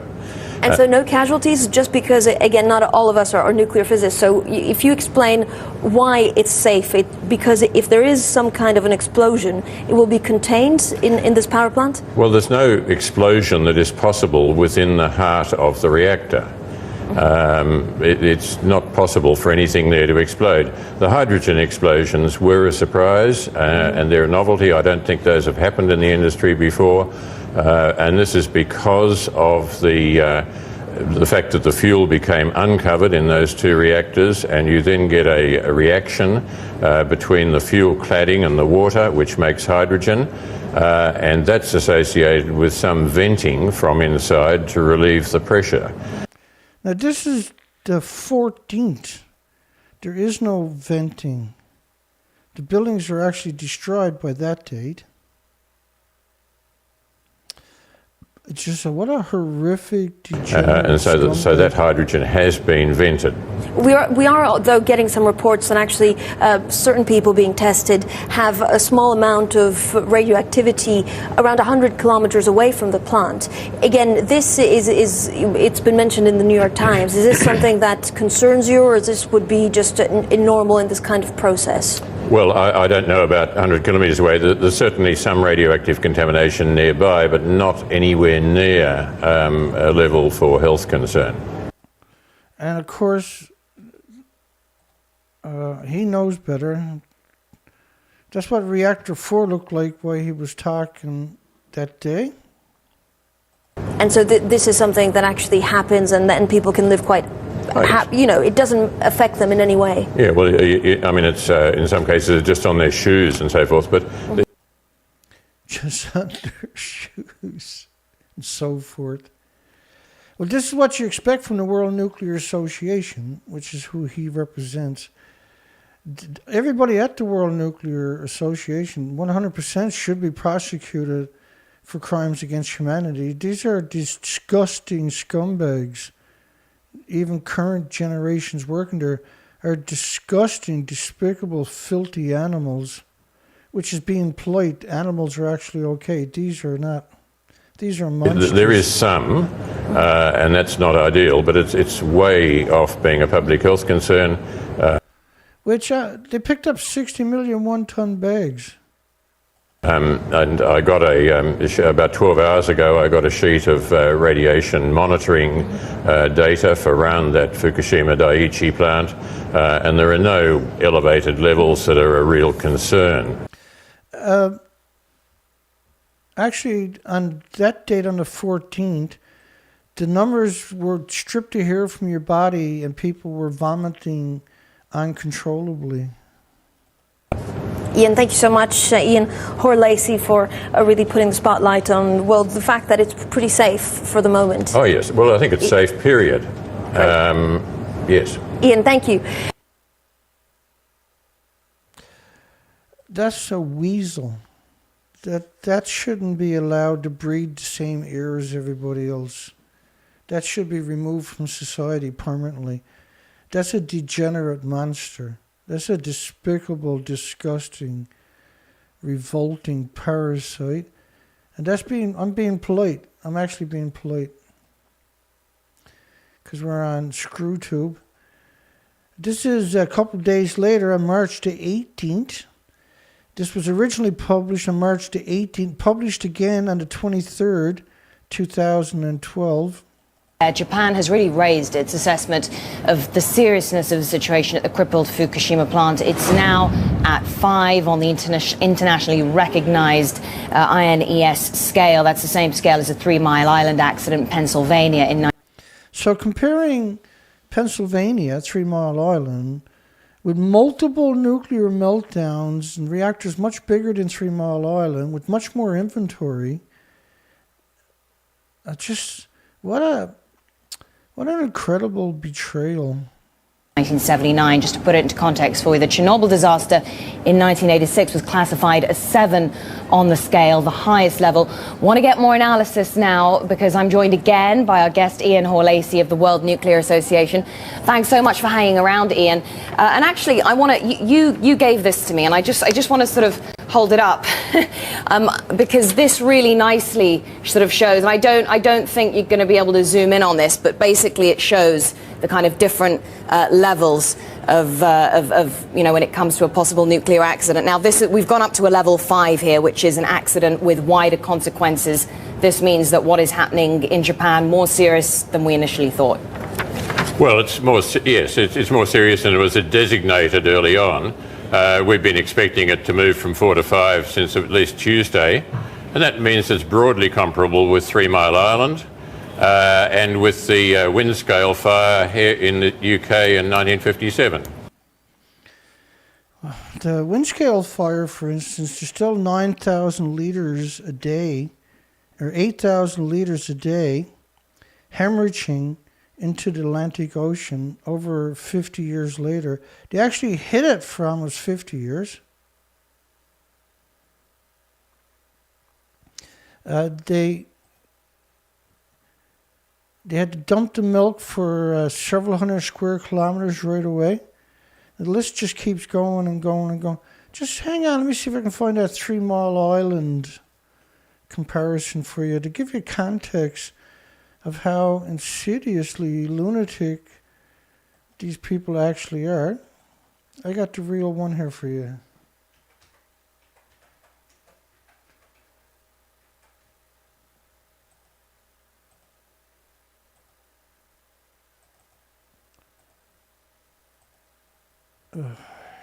One more try.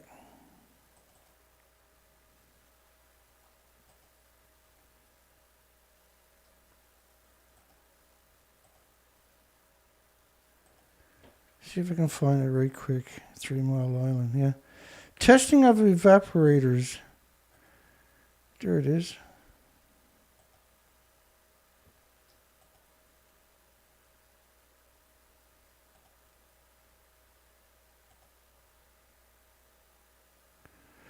There we go. Perfect.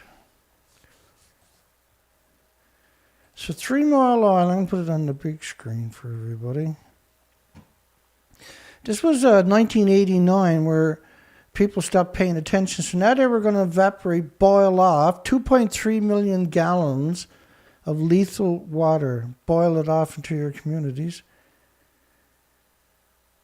Into the nation's worst commercial nuclear accident, which was actually Santa Susana, it's still melting down, was a sodium reactor. It released 460 times more radiation than 3 Mile Island.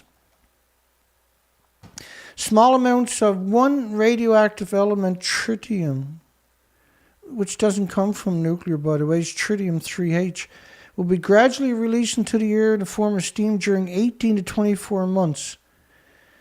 They don't, this is the only other incidences where I got them claiming that they don't even claim to filter the water. They just say that there's only tritium. This is impossible from a nuclear meltdown, by the way. The release effect on the average person within 50 miles of 3 Mile Island will be less than the amount of radiation from a year worth of watching color television. From a year worth of watching color television.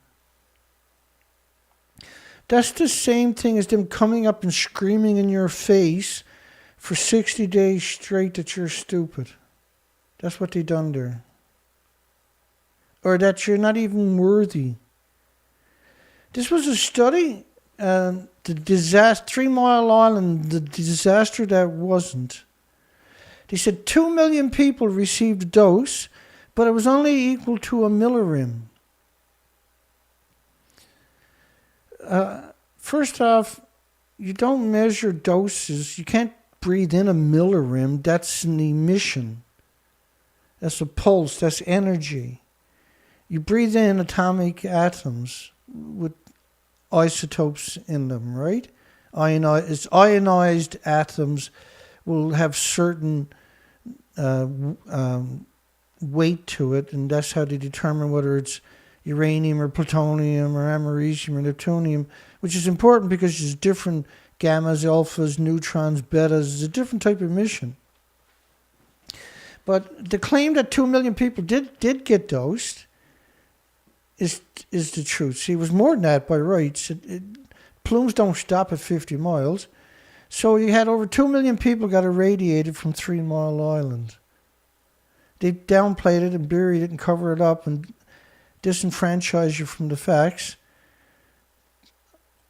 In other words, basically there are 3 reactors that are wrecked, which is pretty serious, and there is some off-site radiological contamination. Why has it been so difficult to get the situation at those reactors under control? Well, it all goes back to Friday when they lost power soon after shutdown at those 3 reactors which had been running at full power, and they lost power for some time, and their fate was sealed at that point. And it's been a battle ever since then to contain the effects.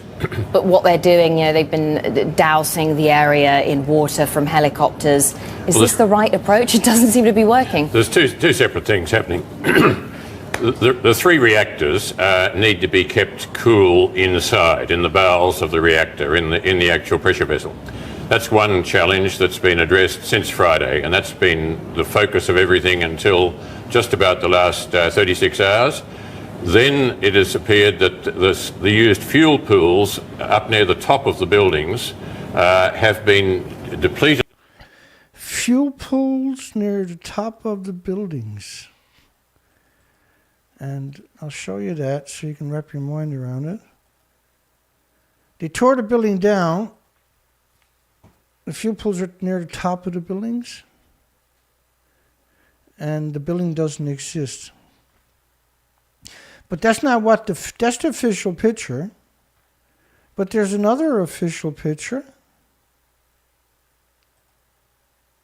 That's Arnie Gunnarsson. I'll show you 2 pictures with Arnie Gunnarsson of Reactor 4. So both of those pictures are the official pictures. Arnie wants you to believe it's the one behind him that I put there, not the one to the right. Now, these are 2011 videos. Now, the division I ran built nuclear fuel racks for boiling water reactors exactly like Fukushima. So the division he ran built the assemblies for the boiling water reactor fuel pools, exactly like Fukushima. So if he doesn't know that the building looks like this and doesn't look like that, who does?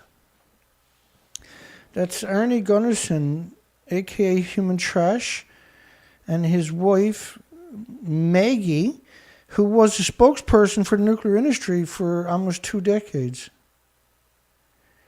His wife was a spokesperson for the nuclear industry for almost 2 decades. And they set up a company, Fairwinds, where the media put them on a pedestal to spread propaganda. These people should be arrested and should be jailed in a work camp for the rest of their natural lives. Of water and overheating. That's been the focus. That's been the footage of helicopters dropping water, I think, very ineffectively. But the fire brigade has fixed it, I think, for the time being. Look, the reason the helicopters are there is because it was evacuated. People couldn't get near it. That's why they sent in the helicopters. The helicopters gave up after a couple of hours. Because when they flew over the buildings, they realized there was no pools there. And why sacrifice everybody's lives so the nuclear industry didn't get a punch in the face? And now they're connecting power, so they should be able to get pumps going and replenish those spent fuel storage pools. Which, as he told you, were at the top of the building. So this is ludicrous to suggest there's connecting power to a site where it had a tsunami run through it at over 400 miles per hour, because it's right on the coastline. There's nothing to slow it down, right? It's right on the coastline.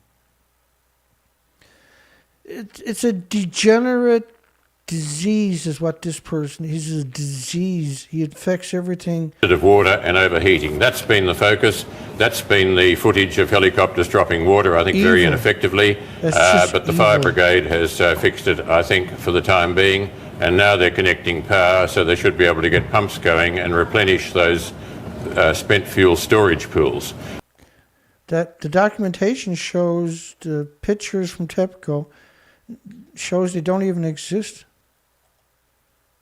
The fuel pools are 2 of those depictions at the top of the page.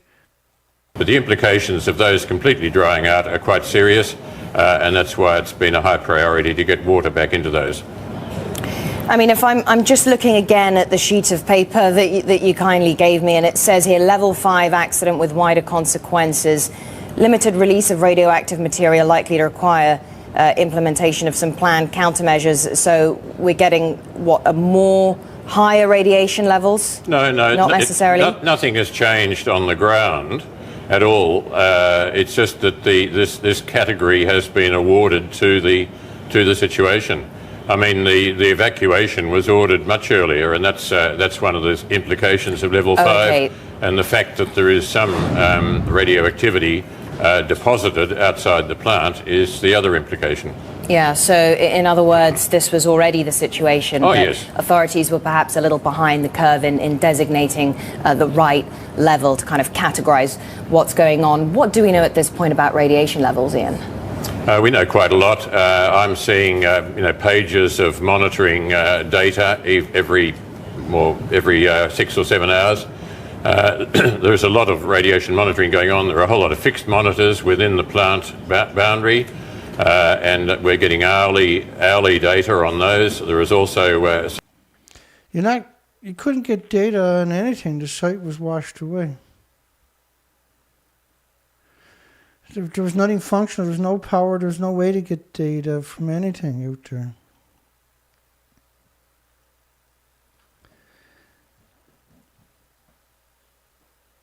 It's not okay to kill a person, but it's okay to murder a planet, isn't it? traveling monitoring vans, and there is also... There was no monitoring vans. The tsunami went up to 10 kilometers inland. This is absurdness. So monitoring going on up to about 40 kilometres from the plant. And there are some elevated levels out that far. Not dangerous, but they're elevated. It was dangerous still in Tokyo today. Ian Hore-Lacy of the World Nuclear Association, thanks so much for sticking around. Yeah, He definitely should be prosecuted. If he's dead, he should be dug up and still prosecuted. Well, for more on today's massive earthquake off the coast of Japan, we are joined on the phone from Tokyo by Bloomberg editor John Brinsley. And John, thanks so much for joining us. And I know it's certainly going to be has been a late night for all of you. Tell me first about the evacuations that are going on, particularly around some of the nuclear sites. Hi, Betty. An evacuation was ordered less than an hour ago for residents that live within about 2 kilometers of a reactor in the prefecture of Fukushima that is operated by Tokyo Electric Power. Apparently, according to Chief Cabinet Secretary Yukio Edano, he's sort of the chief of staff, the top government spokesman, the cooling system within this reactor is not working. And about 1,800 people live within the evacuation area. An evacuation apparently is now underway. Residents that are within 10 kilometers of the reactor, so over 3 to 10 kilometer radius, are told that they should stay indoors and stay at home. So shelter in place. Now this is March 11th, 2011. March 11, 2011, they're talking now that radiation was so bad they were evacuating and people should shelter in the place. Which means there's so much radiation, there's no way to leave. Which means you're incredibly radioactive at that stage. And that you can't not breathe. The air still comes into your home. And if you try to leave, you're getting incredible, brutal doses like everybody else that was trying to escape. Remember the guy was talking about? It was almost an hour straight of traffic driving the opposite way. But right now the government is starting to evacuate the 1,800 people who live closer. And what is it like on the streets? I mean, is it relatively calm? Are people in a panic at all, or what, John?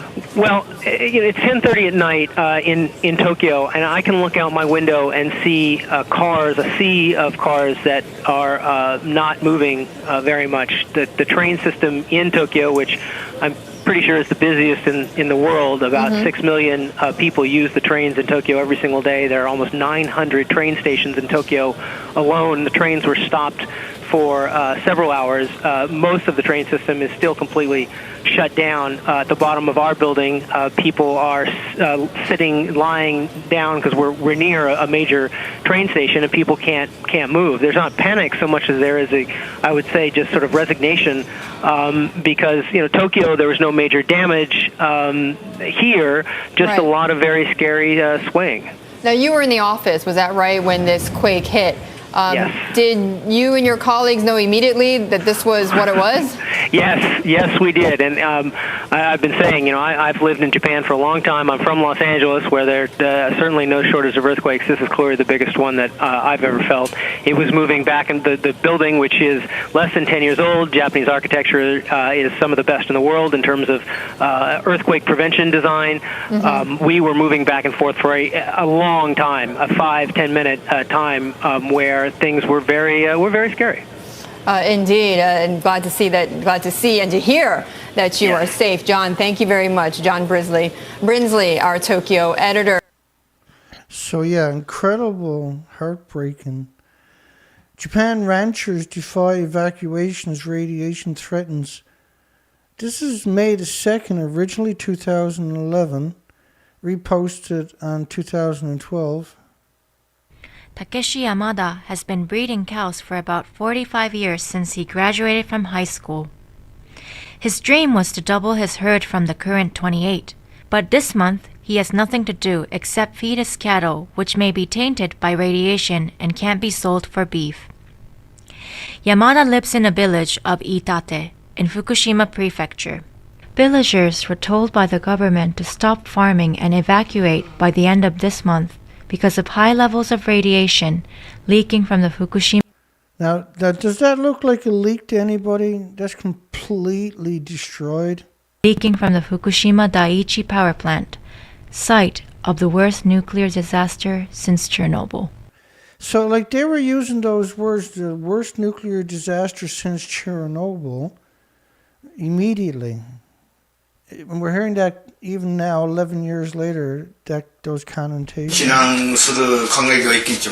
I'm considering evacuating from this area, but for the time being, I have to take care of the cows. I plan on staying here taking care of the cows until the last person leaves the area. If I can't move the cows anywhere safe, I'll have to come back from time to time to feed them. Population of Iitate dropped to about 5,000 from the pre-quake level of 6,100 as some residents fled, especially couples with small children. Yamada's 28-year-old son, Yutaka, was willing to take over the business. After the nuclear crisis, Yutaka and his pregnant wife left the village for neighboring Yamagata Prefecture. April should have been the busiest time of the year for Yamada as he prepared to grow rice, tobacco, and vegetables on his 4.7 hectares, earning him 15 million yen last year.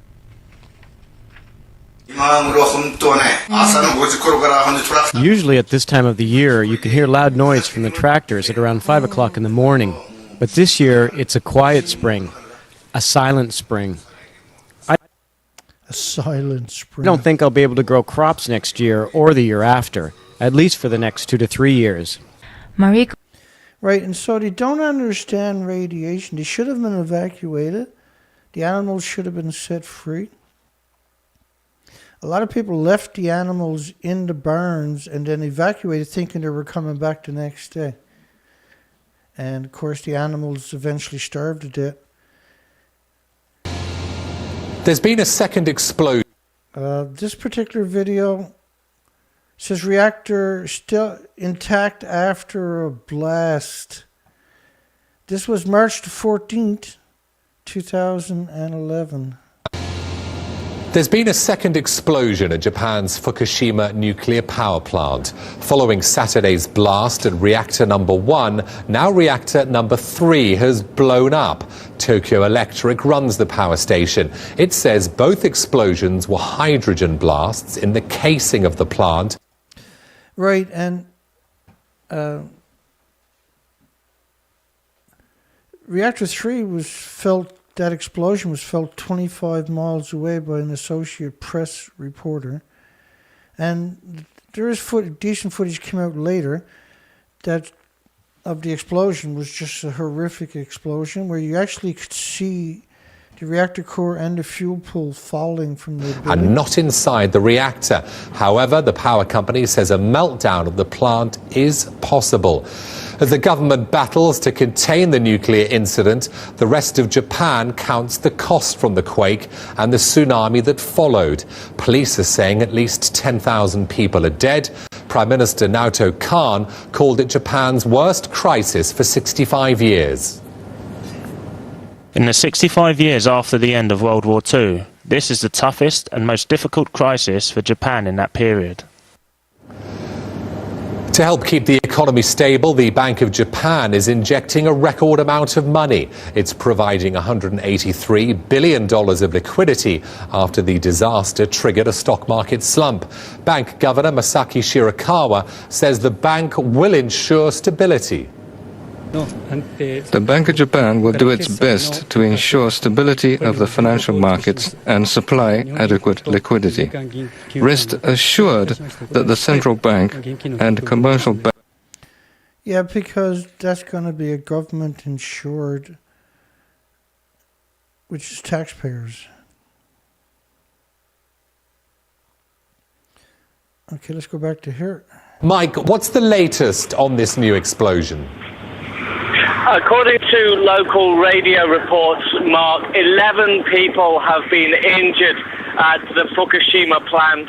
That includes TEPCO, Tokyo Electric workers at the plant, and also members of the self-defense force who've been drafted in to help fight the fires and to control the explosions and the overheating. This was the second explosion at the plant. There had been one at the number 1 reactor earlier. They also have problems with overheating in the number 2 and number 6 reactors. Now, we have headed a little bit further south from where we were before, which was 60 kilometers from the plant. We're now about 100 kilometers away. This is the main arterial road south, apart from the expressway, which we're not allowed onto, and there's a long stream of traffic heading towards Tokyo. I don't know if you could hear before, but flying overhead is a Chinook helicopter, an SDF helicopter, which is heading south with aid for people in the regions heading north in the regions that were hit hardest by the tsunami, the 7.3 tsunami that hit.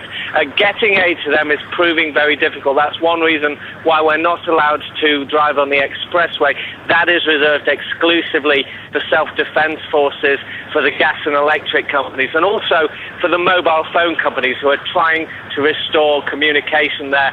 Phone links and computer links, very, very sporadic.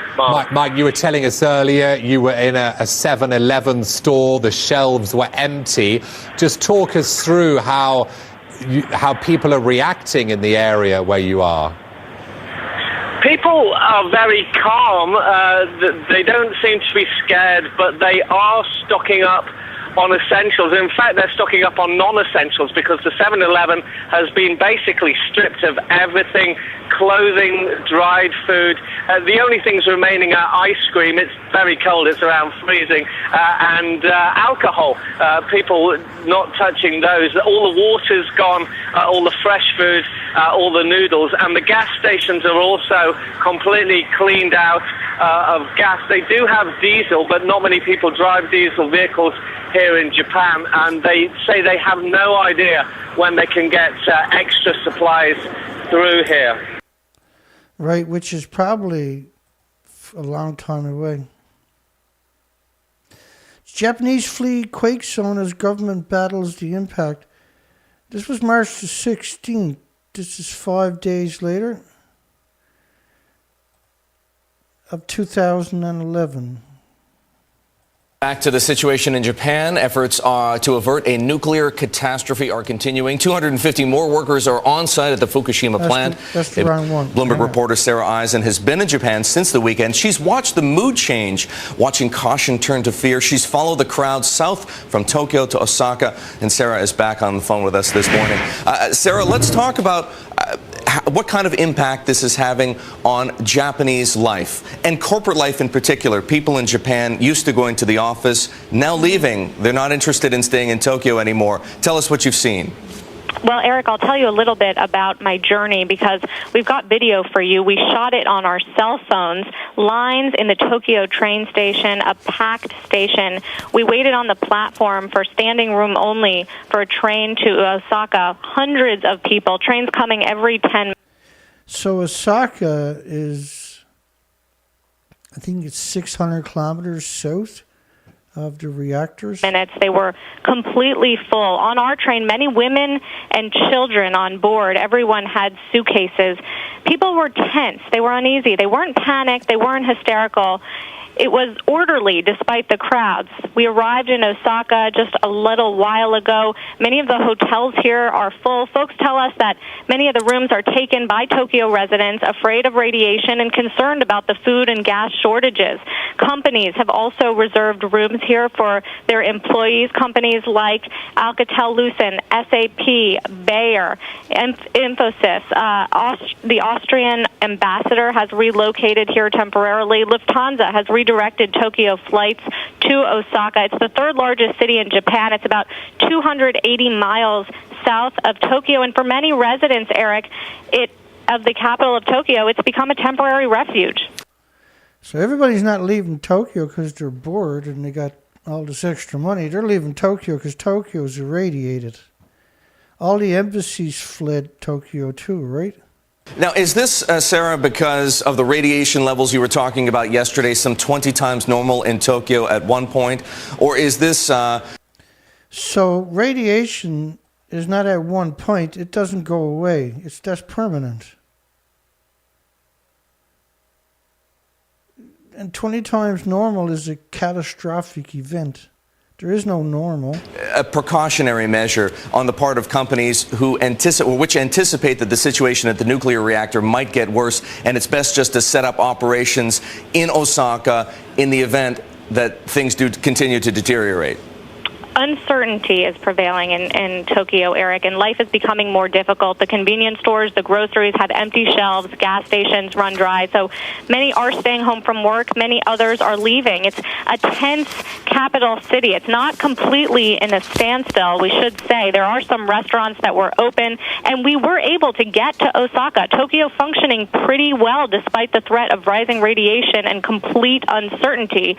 The news flow from the morning, though, from the north was unnerving. It started with that cloud of smoke or steam coming from Fukushima. No confirmation on which one nor from which reactor it was coming from, but just reinforcing that lack of information from authorities and the confusion. We learned also this morning that workers were evacuated from Fukushima, the remaining 50, due to increased radiation levels. Now we're hearing they have returned. And also on the weather reports, people glued to them this morning, where we were hearing that winds were moving south toward the city of Tokyo, and radiation levels earlier measured in Ibarakai 300 times the normal level, which is about a third of a chest X-ray. So some companies completely getting employees out of a chest X-ray is a beam of energy. Radioactive fallout is actual particles, atoms and particulates are falling out of the sky. You breathe it in, it's in your body, pulsing energy every second for the rest of your life. To equate it with an X-ray is 100% criminal. The people that do that immediately should be held accountable. They should lose, their children should be taken away from them, they should be arrested. There should be documentaries of these monsters produced on those people. You literally are a monster when you say it's like an X-ray. You're literally a degenerate scumbag. Japan, companies like Blackstone, ICAP, BMW, many of those employees have settled here in Osaka. And I should add that residents in Shanghai, China, across the East China Sea, are even concerned about rising radiation in Japan. Yeah, because it goes to China, it's right there. It's not that far away. It ends up there within 10, 12 hours. Robert Kelly, March the 14th, a nuclear engineer and former contractor, the U.S. Department of Energy's Back to the situation in Japan. Efforts to avert a nuclear catastrophe are continuing. 250 more workers are on site at the Fukushima plant. They've been using helicopters and water cannons in an effort to cool off damaged reactors. But the situation remains critical and radiation is still leaking. Joining us now from Vienna, Austria, is nuclear engineer Robert Kelly. He used to manage the emergency radiological response team for the Energy Department here in the United States. So he was extremely well placed in the government in the United States. We've already had one video of him with brutal lies. That's what we got from every single one of them, was endless lies, but deadly lies. Catastrophic for every human and every species on the planet. You know, being honest is not very hard. Doing what they're doing, they went and got an education to get the job to tell you lies. To come across as a nice, honest, hard-working, humble person, and is going to bring you documentation. They're not. They're going to 100% propaganda. They went to school to get the education, to get the job, to specifically do exactly He's that. on the phone with us. Robert, I want to talk about the immediate term risks. Right now, they're trying to use water cannons. They're no longer pumping water into the reactors. They're not sure that they can even get it there. Is this going to work? Well, I think it's going to be difficult. I was watching the pictures this morning of the helicopters dropping water. It doesn't come down like a big glob. By the time it had reached the top of the reactor, it was spreading as a cloud of mist, like you see over a forest fire. So it doesn't look like that's very effective. And as far as things like the water cannons, if people can't approach the buildings closely enough from the ground with the high radiation levels. So they're using the water because you can't get close to the buildings, which means it's a lethal dose everywhere. They're just going to be spraying water kind of randomly up there, hoping some of it goes into the pool. Now, they only done this for a couple of hours, then he abandoned it. Robert, if Greg Yasko is right, the chairman of the Nuclear Regulatory Commission, if he's right in his testimony yesterday, and the fuel rods, the spent fuel rods in Reactor 4 really are totally exposed, and there's nothing stopping them from continuing to heat and ultimately to catch fire. That happens immediately. If they're exposed, they melt down. It's immediate. The zirconium cladding burns at around 1600 degrees. The uranium underneath it, when it catches fire, it burns up to 9,000 degree Fahrenheit temperatures. How much time do the Japanese have before the situation is literally beyond control? Well, I think it's very close to beyond control right now. I think they have to start thinking of a whole new series of mitigating measures. Like what, for example? Yeah, well, exactly. they're way past the playbook now. I think they're having to improvise. Way past the playbook. That's the right word to it, isn't it? A playbook for a nuclear meltdown. As they go, maybe they can start thinking in terms of covering it with some sort of a blanket or sarcophagus. Whether they can start to use concrete, although I don't suppose you can pump that up there. Robert, I don't want to interrupt. Right, he's saying now to dump cement and whatever you can on the buildings. It's a big departure from his first video. But isn't doesn't concrete pose a problem? They used concrete in Chernobyl, but that was only after the blast. If they put concrete on top of it now, is there not the risk that they might actually just contain pressure and you'd ultimately get a nuclear explosion? No, you won't get a nuclear explosion, but I think you need something, desperately need something to hold in the radionuclides that are coming out. You can't stop the gases, but you need something to hold down those particles that are coming out. Maybe they can find a polymer spray to put over it, something of that type. But they really have lost control at this point. And you hear that one? They really have lost control. That's a staggering statement from Kelly, because Kelly earlier was lying. We showed that, right? Brutal lies. now the question is, if they lose control at one facility and it drives everybody out of the area, then they've lost the others as well. Right. So, and which is what exactly happened. We notice it. We have the fortune of hindsight because this is 11 years ago. But what's really intriguing this was the original cover-up, is what I'm showing you tonight. It's exceptional, really. We only got it from one perspective, from Bloomberg. There's CNN and ABC, BBC, CTV, CBC, blah, blah, blah, blah, blah. There's all the medias worldwide participated, had their own experts telling the same lies, the same propaganda. It was symmetrical right around the entire planet. It's stunning. It's an unbelievably frightening scenario. Robert, thank you for joining us with those insights. Robert Kelly, he used to manage the emergency radiological response team for the Department of Energy. He just told us the situation is out of control, and now the greatest risk is that not just one, but all 6 reactors are beyond Japan's ability to control a nuclear meltdown. Which that should have been in front of the video, wasn't. This is the same Kelly saying not another Chernobyl. Let's look at the effects of the nuclear crisis in Japan. My guests are Richard Kelly, nuclear engineer and former director at the International Atomic Energy Association, and also with me here in New York, Chris Gadomski. He's a lead nuclear analyst at Bloomberg New Energy Finance. Gentlemen, good to have you with us. Robert, first to you, and can you explain a little bit about the technical details of the plants in question in Japan? And are they the similar designs that are used here in the United States? Yes, this is one type of reactor that's in the U.S. There are really basically 2 types, and this one is in use in a few places. It's the minority use. It's a reactor that was designed in the 1960s, went online in 1971, and was doing fairly well over the years. It was surprisingly not damaged in the earthquake, which was 10 times bigger than what it was designed to withstand. Unfortunately, an hour after the earthquake, the tsunami wiped out their emergency power systems, and that's when things started to go bad. Chris, just I want to bring Chris on this as well. You're hearing what Robert is describing in terms of the design of the plant. Have there been changes in the way that investors and companies are looking at nuclear power plants since these plants were designed?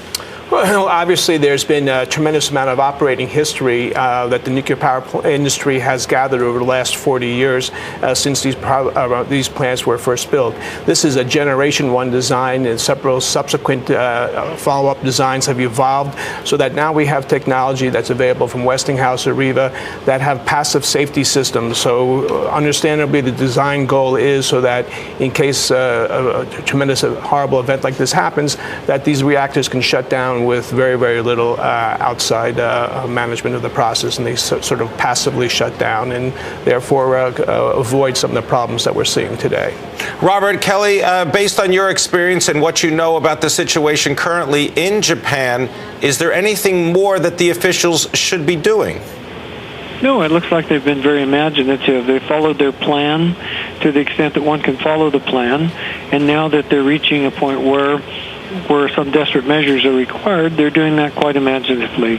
The introduction of salt water into the reactors is an admission of the fact that these reactors are ruined, they're toast, they'll never be used again. And we're going to pick up there tomorrow night. They're toast, will never be used again. And what was the date on that? Just hang on, I want to mark this spot for tomorrow night. We'll pick up this tomorrow night right here.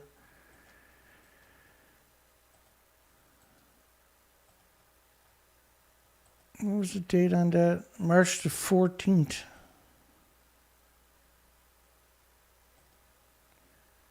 It says it's not another Chernobyl.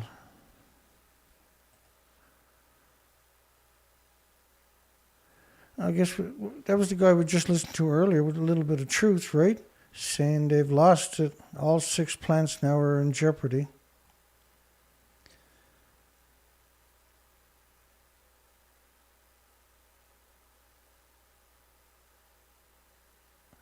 Well, yeah.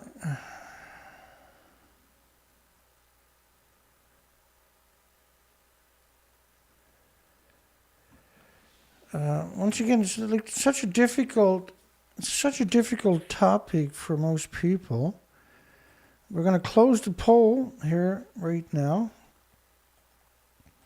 We got 70 votes, overwhelming votes that should downplay nuclear power plant meltdowns, hiding the nuclear power plant meltdowns on TV by nuclear experts be a felony crime. And that's the correct answer.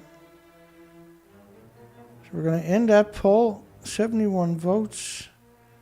We'll end that in a minute. Where the hell did I go? All right, there I be. I'll actually do a shout out, everybody, hopefully.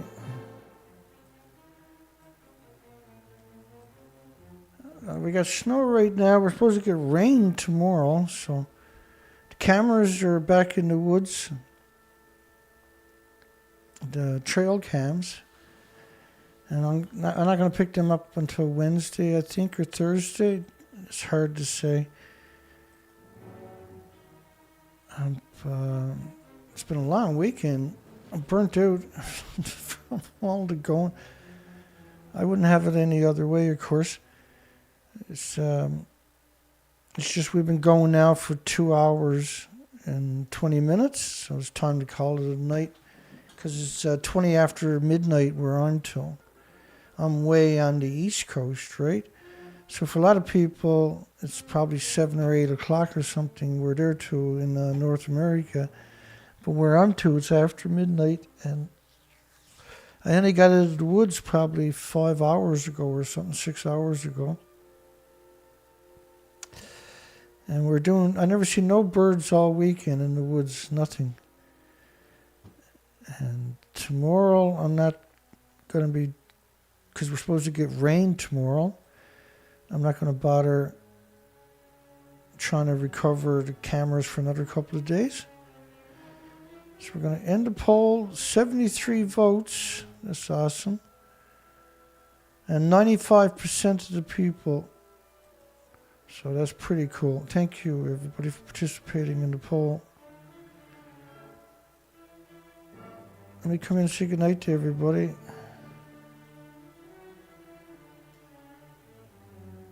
That I can find.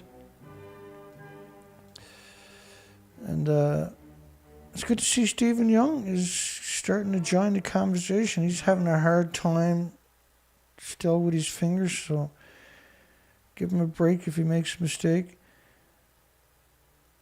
Dana Nasana, thank you, Dana Nasana, as a moderator also.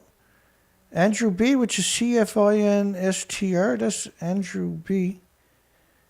Adrian Johnson, Sandra Churchill, Port Angeles was Turkey Sue.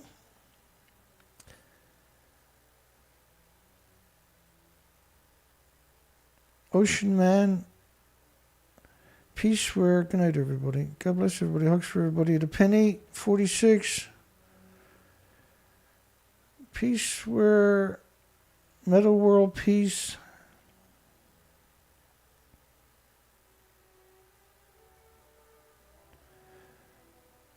Sue.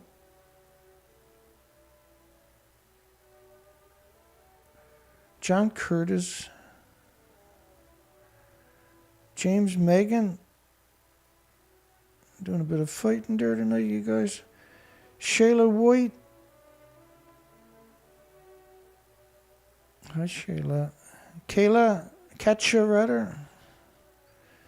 Open my eyes up here. Chet Austin.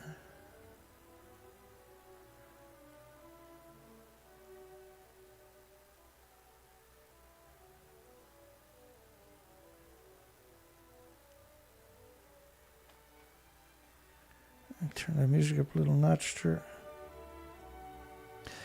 All right, so tonight we covered all kinds of unimaginable propaganda from the first couple of days. Obsolete optics. James Lucet, hey buddy.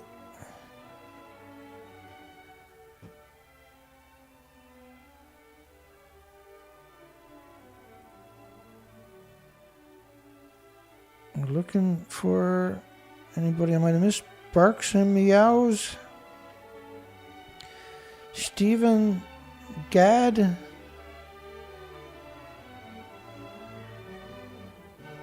So these videos are all from the first week or so of the accident in 2011. And tomorrow night we'll hopefully get through the rest of it. Stan Plasta. Hi Stan. Starfeather. Albert.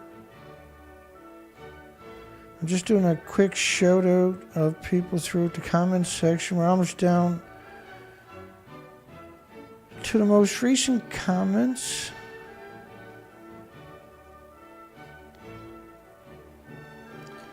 Bit of a distraction going on there. Chelsea.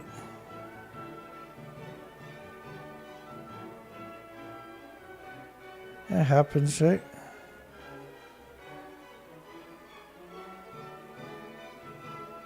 Stephen Young, give me an x-ray any day. Yeah. Rather than breathing in radiation is what he's talking about. Which is 100% correct.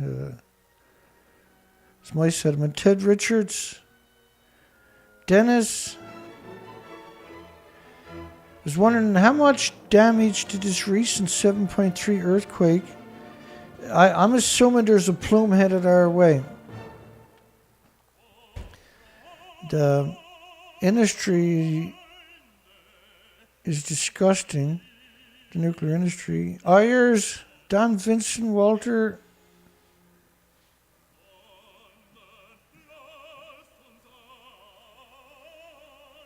Almost down through. We're down to the pole. Let's get past the pole here. SCH. Yeah, it's almost 10 o'clock. We're there too. Good night. I'm burnt out. It's quite a struggle to do the things I'm doing.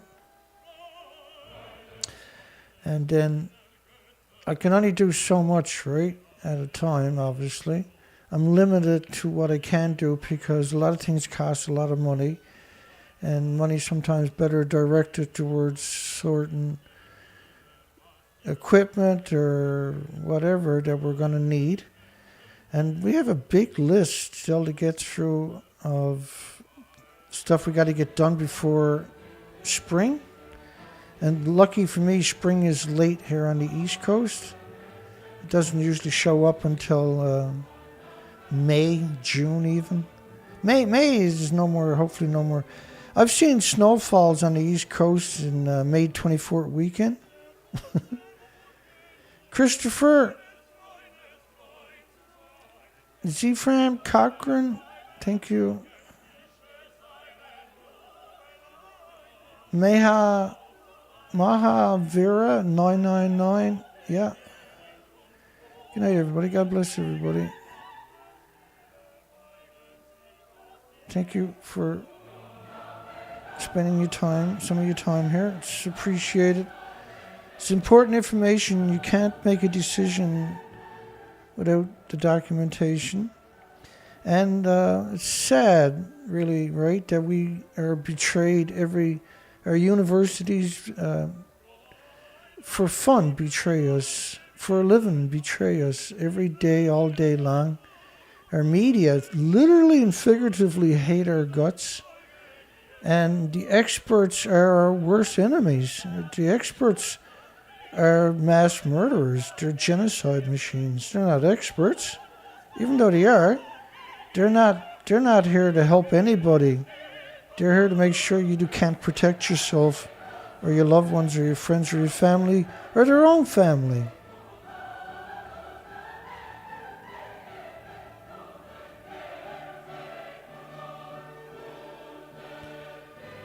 No, I'm not going to try a hot dog. Did I get everybody? Let's call it a night. I'm pretty burnt. I'm so burnt out, it's not funny. I still got a long day ahead of me tomorrow. We'll see everybody hopefully tomorrow night. Hopefully you can find your way back here. We still got incredible And tonight was full of just amazing revelations right from the horse's mouth. So it's really cool to get a refresher like that. God bless everybody. You have a great night.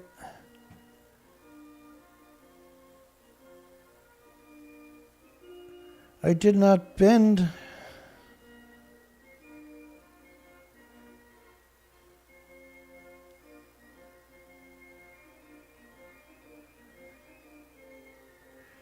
I'll see everybody in the morning night. Have a great night, great day tomorrow. Hugs for you, your friends, your family, your loved ones.